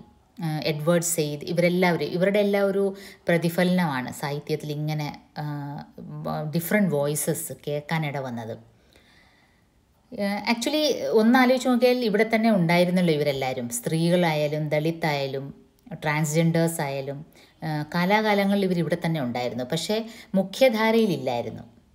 അവരുടെ പ്രസൻസ് ആബ്സെൻ്റ് ആയിരുന്നു. ഈ കവിത പുത്ലി മേ സംസാർ എന്തുകൊണ്ടും ആ തലത്തിൽ സമകാലീൻ കവിതയാണ്. ക്യോंकि उसमें हमारे समसामयिक समाज की बातें हो रही है. अपने पाठकों को कविता यह बोध कराने में समर्थ है कि वे कैसे माहौल में जी रहे हैं. ഓക്കെ, പാർട്ട് സിയിൽ പുത്ലി മേ സംസാറായിട്ട് റിലേറ്റഡ് ആയിട്ടുള്ള ഒരു ക്വസ്റ്റ്യൻസും ഇല്ല. Next poem we will be discussing Gyanendra Pati ji की कविता Beej Vyatha. This poem is related to പാരിസ്ഥിതിക് വിമർശ് അല്ലെങ്കിൽ eco criticism. Part A question 8, ബീജ് കി വ്യഥ ക്യാ ഹെ? വിത്തിൻ്റെ ദുഃഖം എന്തായിരുന്നു? അതാണ് ചോദ്യം. വിത്തിൻ്റെ ഏറ്റവും വലിയ അഭിലാഷം സാധിക്കാതെ പോകുന്നതാണ് അതിൻ്റെ ഏറ്റവും വലിയ ദുഃഖം. എന്തുവാണ് സാധിക്കാതെ പോകുന്നത്? ഈ മണ്ണിൽ മുളയ്ക്കാനുള്ള അതിൻ്റെ ആഗ്രഹം സാധിക്കാതെ പോകുന്നു, നമ്മുടെ നാടൻ വിത്തുകളുടെ. അതാണ് ബീജ് കി വ്യഥ. മണ്ണിൽ ഇങ്ങനെ മുളച്ചു വരുന്നത് വിത്തിൻ്റെ അവകാശമാണ്. പക്ഷേ നമ്മൾ ഹൈബ്രിഡ് സീഡ്സിൻ്റെ പുറകെ പോകുന്നു. നമ്മുടെ തനി നാടൻ വിത്തുകൾ സീഡ് ബാങ്കുകളിൽ സൂക്ഷിച്ചു വെക്കുന്നു, ഒരു മ്യൂസിയത്തിൽ ഇരിക്കുന്നത് പോലെ. അതല്ല ആക്ച്വലി വിത്ത് ആഗ്രഹിക്കുന്നത്. അതാണ് കവി ജ്ഞാനേന്ദ്രപതി വിത്തിൻ്റെ ഭാഗത്ത് നിന്നുകൊണ്ട് മനുഷ്യരെ പറഞ്ഞ് മനസ്സിലാക്കാൻ ശ്രമിക്കുന്നത്. അതുകൊണ്ടാണ് അതൊരു പാരിസ്ഥിതിക് വിമർശ് റിലേറ്റഡ് ആയിട്ടുള്ള ഒരു ഇത്. പരിസ്ഥിതിക്ക് ദോഷം ചെയ്യുന്ന ഒരുപാട് കാര്യങ്ങൾ നമ്മൾ ഹൈബ്രിഡ് വിത്തുകൾ കൊണ്ടുവരുന്നത് വഴി നമ്മൾ ഒരുപാട് pesticides, over use of water, over use of fertilisers, ഇതൊക്കെ നമുക്ക് പരിസ്ഥിതിക്ക് ദോഷം ചെയ്യുന്ന കാര്യങ്ങളാണ്. പാർട്ട് ബി ക്വസ്റ്റ്യൻ 18, ബീജ് കി വ്യഥാ കഥാ കാ സന്ദേശ് ക്യാ ഹെ? എന്തുവാണ് ഈ ഒരു സന്ദേശ്, ഒരു മെസ്സേജ് തരുന്ന എന്താണ് ഈ കവിത? ഈ കവിത പാരിസ്ഥിതിക് ചേതന ഉളവാക്കുന്ന ഒരു കവിതയാണ്. ചേതന മീൻസ് കോൺഷ്യസ്നസ്, നേച്ചറിനെ വർണ്ണിക്കുന്നത്. കാലാകാലങ്ങളിൽ ലിറ്ററേച്ചറിൽ നടന്നു വരുന്നൊരു കാര്യമാണ് പ്രകൃതിയെ വർണ്ണിക്കുന്നത്. പക്ഷേ വെറും പ്രകൃതിയെ വർണ്ണിക്കുന്നതല്ല, ലിറ്ററേച്ചറിൽ ആ പ്രകൃതിയോടുള്ള നമ്മുടെ ക്രൂരത, അതിൻ്റെ ആ ഒരു ഇൻറ്റൻസിറ്റി കാണിച്ചുകൊണ്ട് അത് അരുത് എന്നുള്ള ഒരു കോൺഷ്യസ്നസ്, ചേതന നമ്മുടെ ഉള്ളിൽ ജനിപ്പിക്കുന്ന ഒരു കവിത തന്നെയാണ് നമ്മൾ എന്ത് കവിത എന്ന് പറയുന്നത്? പാരിസ്ഥിതിക് ചേതന ഉളവാക്കുന്ന ഒരു കവിത എന്ന് പറയുന്നത്. ഈ കവിതയുടെ സന്ദേശവും അത് തന്നെയാണ്. ഇതും ഏകദേശം 1960s 70s തുടങ്ങിയ ഒരു കോൺസെപ്റ്റാണ്. ഒരുപാട് ഗ്രീൻ സ്റ്റഡീസ്, ഡീപ്പ് എക്കോളജി, അതുപോലെ എർത്ത് ഫസ്റ്റ് മൂവ്മെൻറ്റ്, അങ്ങനെ ഒരുപാട് മൂവ്മെൻറ്റ്സ് ഈ എക്കോ ക്രിറ്റിസിസത്തിലും ഉണ്ടായി. യൂറോപ്യൻ എക്കോ ക്രിറ്റിസിസവും നമ്മുടെ നാട്ടിലെ തേർഡ് വേൾഡ് എൻവയൺമെൻറ്റലിസവും ടോട്ടലി ഡിഫറെൻ്റ് ആണ്. ഡീപ്പ് എക്കോളജിയൊക്കെ അവരുടെ കോൺസെപ്റ്റാണ്. അതെന്ന് പറയുമ്പോൾ അവർ പോപ്പുലേഷൻ കുറവാണ്, അവർക്ക് നാച്ചുറൽ റിസോഴ്സ് ഒരുപാടുണ്ട്. അപ്പോൾ അവർക്ക് ഡീപ്പ് എക്കോളജിയിൽ അവർ മരം ഒട്ടുമേ മുറിക്കാൻ പാടില്ല എന്നുള്ളൊരു കോൺസെപ്റ്റ് മുന്നോട്ട് വെച്ചു. പക്ഷേ തേർഡ് വേൾഡ് കൺട്രിയായ നമ്മൾ, ഏഷ്യൻ കൺട്രീസൊക്കെ ആണെങ്കിൽ നമുക്ക് ഒരു പരിധിവരെ മരങ്ങൾ മുറിക്കാതെ നമുക്ക് ജീവിക്കാൻ ഒക്കില്ല. കാരണം നമ്മളൊരു ഡെവലപ്പിംഗ് കൺട്രിയാണ്. അപ്പോൾ നമ്മുടെ തേർഡ് വേൾഡ് എൻവയൺമെൻറ്റലിസം ഡിഫറെൻ്റാണ്. അപ്പോൾ അങ്ങനത്തെ സ്റ്റഡീസ് എക്കോളജി ലിറ്ററേച്ചറിൽ മിക്സായിട്ട് വരുന്ന സ്റ്റഡീസിൻ്റെ ഭാഗമായിട്ടാണ് ഈ രീതിയിലുള്ള കവിതകളും നോവലുകളും കഥകളുമൊക്കെ മുന്നോട്ട് വന്നത്. ഓക്കെ, മനുഷ്യൻ ഡെവലപ്മെൻറ്റിൻ്റെ പേരിൽ പ്രകൃതി എത്രമാത്രം ക്രൂശിക്കുന്നു എന്ന് മനസ്സിലാക്കി തരുന്ന അതിൻ്റെ എഗൻസ്റ്റുള്ള ഒരു അവയർനെസ്സാണ് ഇങ്ങനത്തെ പോയംസ്. ബീജ് വ്യഥയിൽ കവി ജ്ഞാനേന്ദ്രപതി ഒരു വിത്തിൻ്റെ ദുഃഖം വരച്ചു കാട്ടുകയാണ്. നാടൻ വിത്തുകൾ വളരെ കുറച്ച് വെള്ളം ഉപയോഗിച്ച്, ജൈവവളങ്ങളൊക്കെ ഉപയോഗിച്ച് സാമാന്യം നല്ല ഈൽഡ് തന്നിരുന്നതാണ്. പക്ഷേ മനുഷ്യന് എപ്പോഴും സർപ്ലസ് ആണല്ലോ ആഗ്രഹം.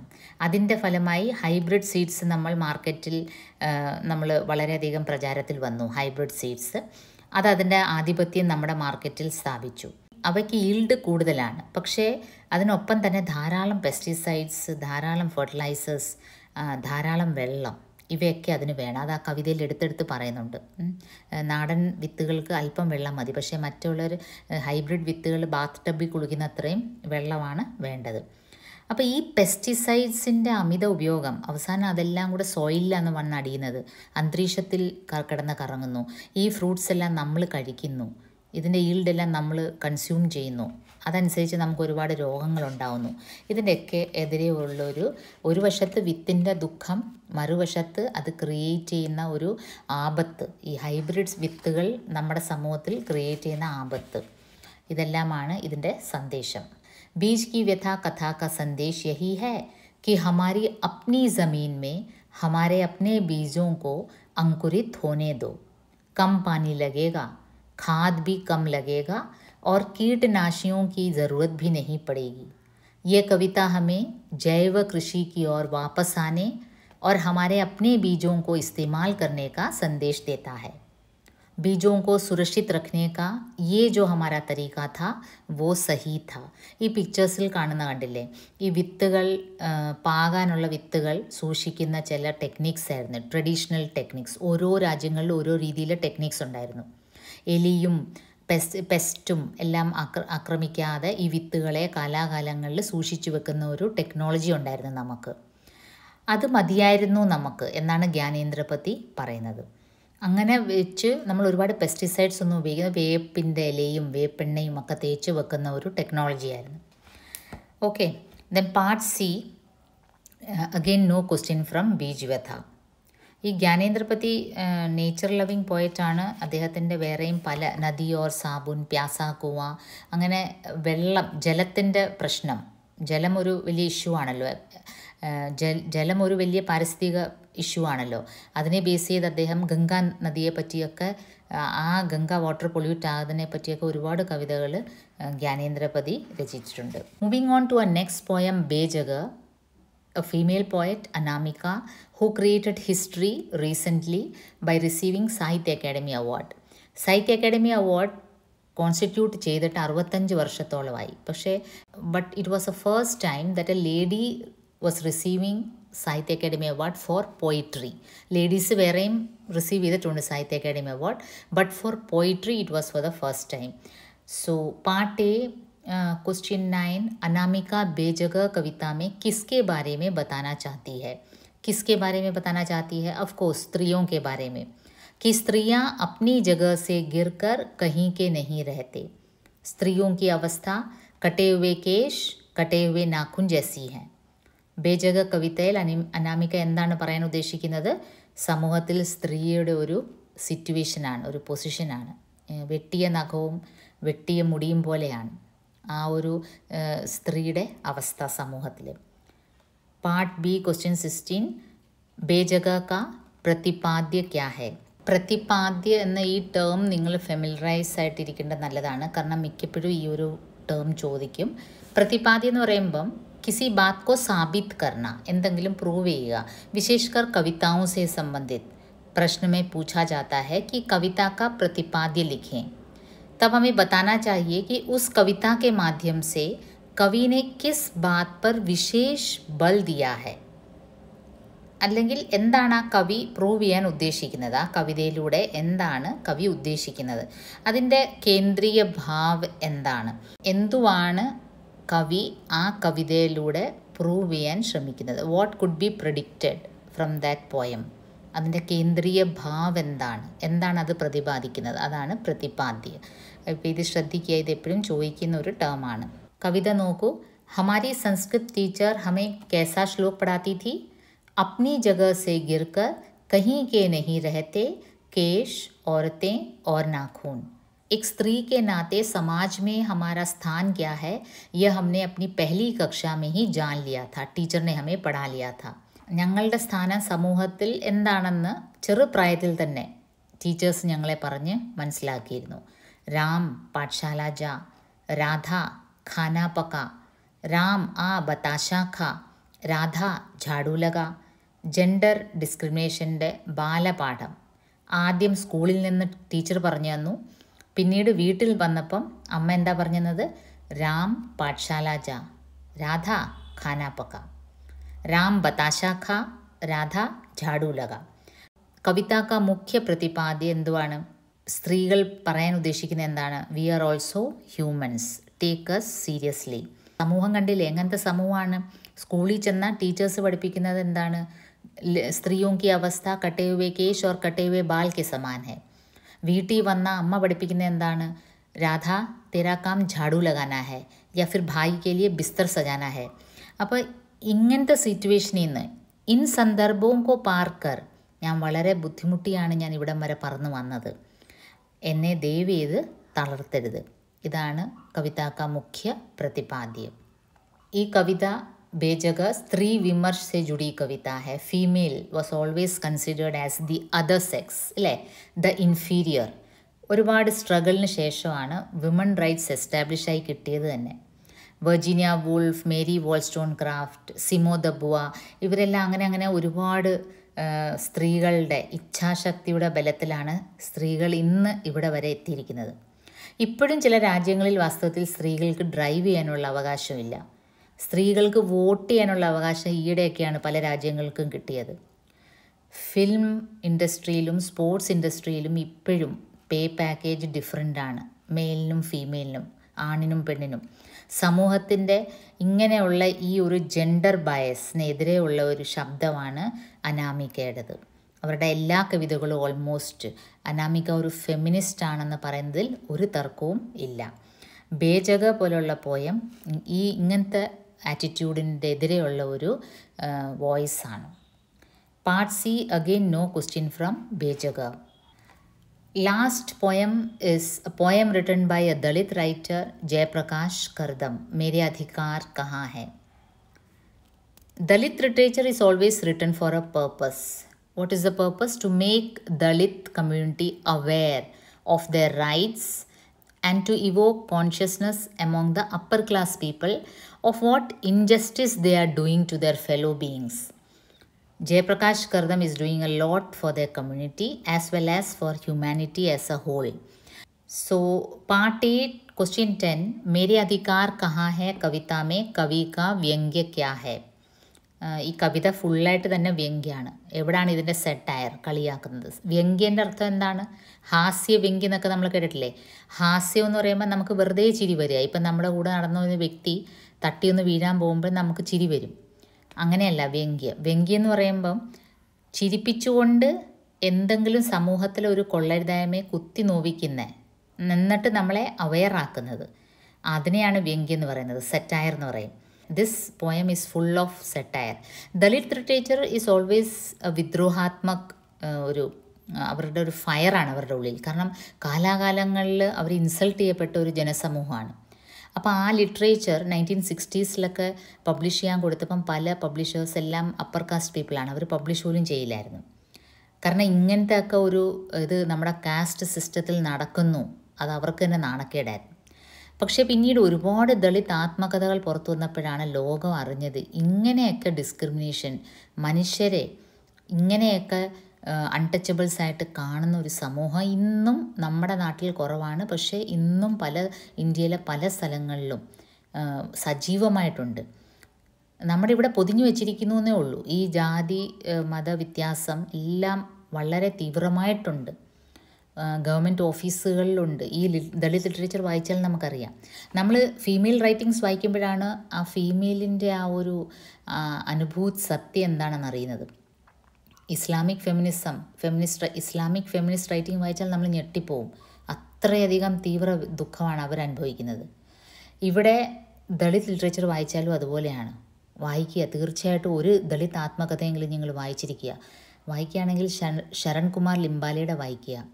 വളരെ ടച്ചിങ് ആയിട്ടുള്ളതാണ്. ഇംഗ്ലീഷിലും എല്ലാ ലാംഗ്വേജിലും ഉണ്ട്. ഓക്കെ, അപ്പോൾ ഇവിടെ വരാം, കവിതയിലേക്ക് വരാം. തും കഹത്തെ ഹം സബ് ഹിന്ദു ഹൈ, हिंदू होने पर गर्व करो, हिंदुत्व राज्य की नगरी में किंतु मेरा घर द्वार कहाँ है. നിങ്ങൾ പറയുന്നില്ലേ ഹിന്ദു ആണ് നിങ്ങൾ, you should be proud of being a Hindu. Hindu ഹോനെ പർ ഗർവ് കറോ, ഗർവ് കർണ ടു ബി പ്രൗഡ്. ലേക്കിൻ मैं पूछता हूँ, ഞാൻ ചോദിക്കുകയാണ്, as a Dalit I am asking, Hindutva രാജ്യ കി നഗരി മേ മേരാ ഘർ ദ്വാർ കഹാ ഹെ. നിങ്ങൾ ഞങ്ങളെ ഹിന്ദുവായിട്ട് കൺസിഡറേ ചെയ്യുന്നില്ലല്ലോ.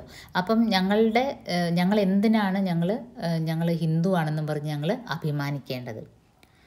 പിന്നീട് കവിതയിൽ ഇങ്ങനെ പറയുന്നത്, തും ശ്രേഷ്ഠ Shudra may ബനാ രഹൂ, തുംകോ Saare Adhikar രഹേ, may വർജനാओं say ലദാ രഹൂ.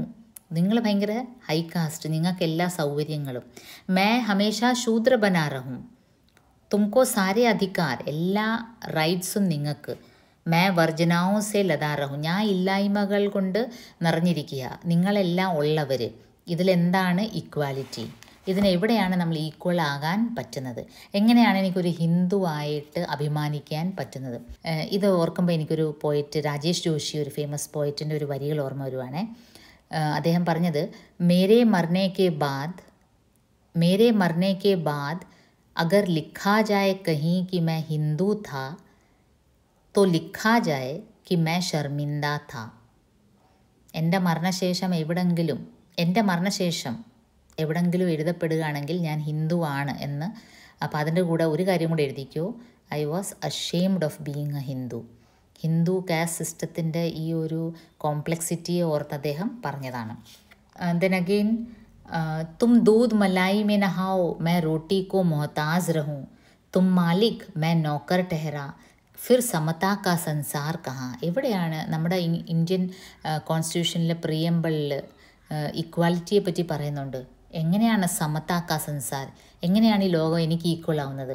ക്യോങ്കി തും മാലിക്, തും ഹമേഷ മാലിക് ഓർ മേ നോക്കർ ഠേറ, ഞാൻ ജോലിക്കാരൻ, നിങ്ങൾ എപ്പോഴും യജമാനൻ. തും ദൂധ് മലായി മേ നഹാओ മേ റോട്ടി കോ മൊഹതാസ് രഹും.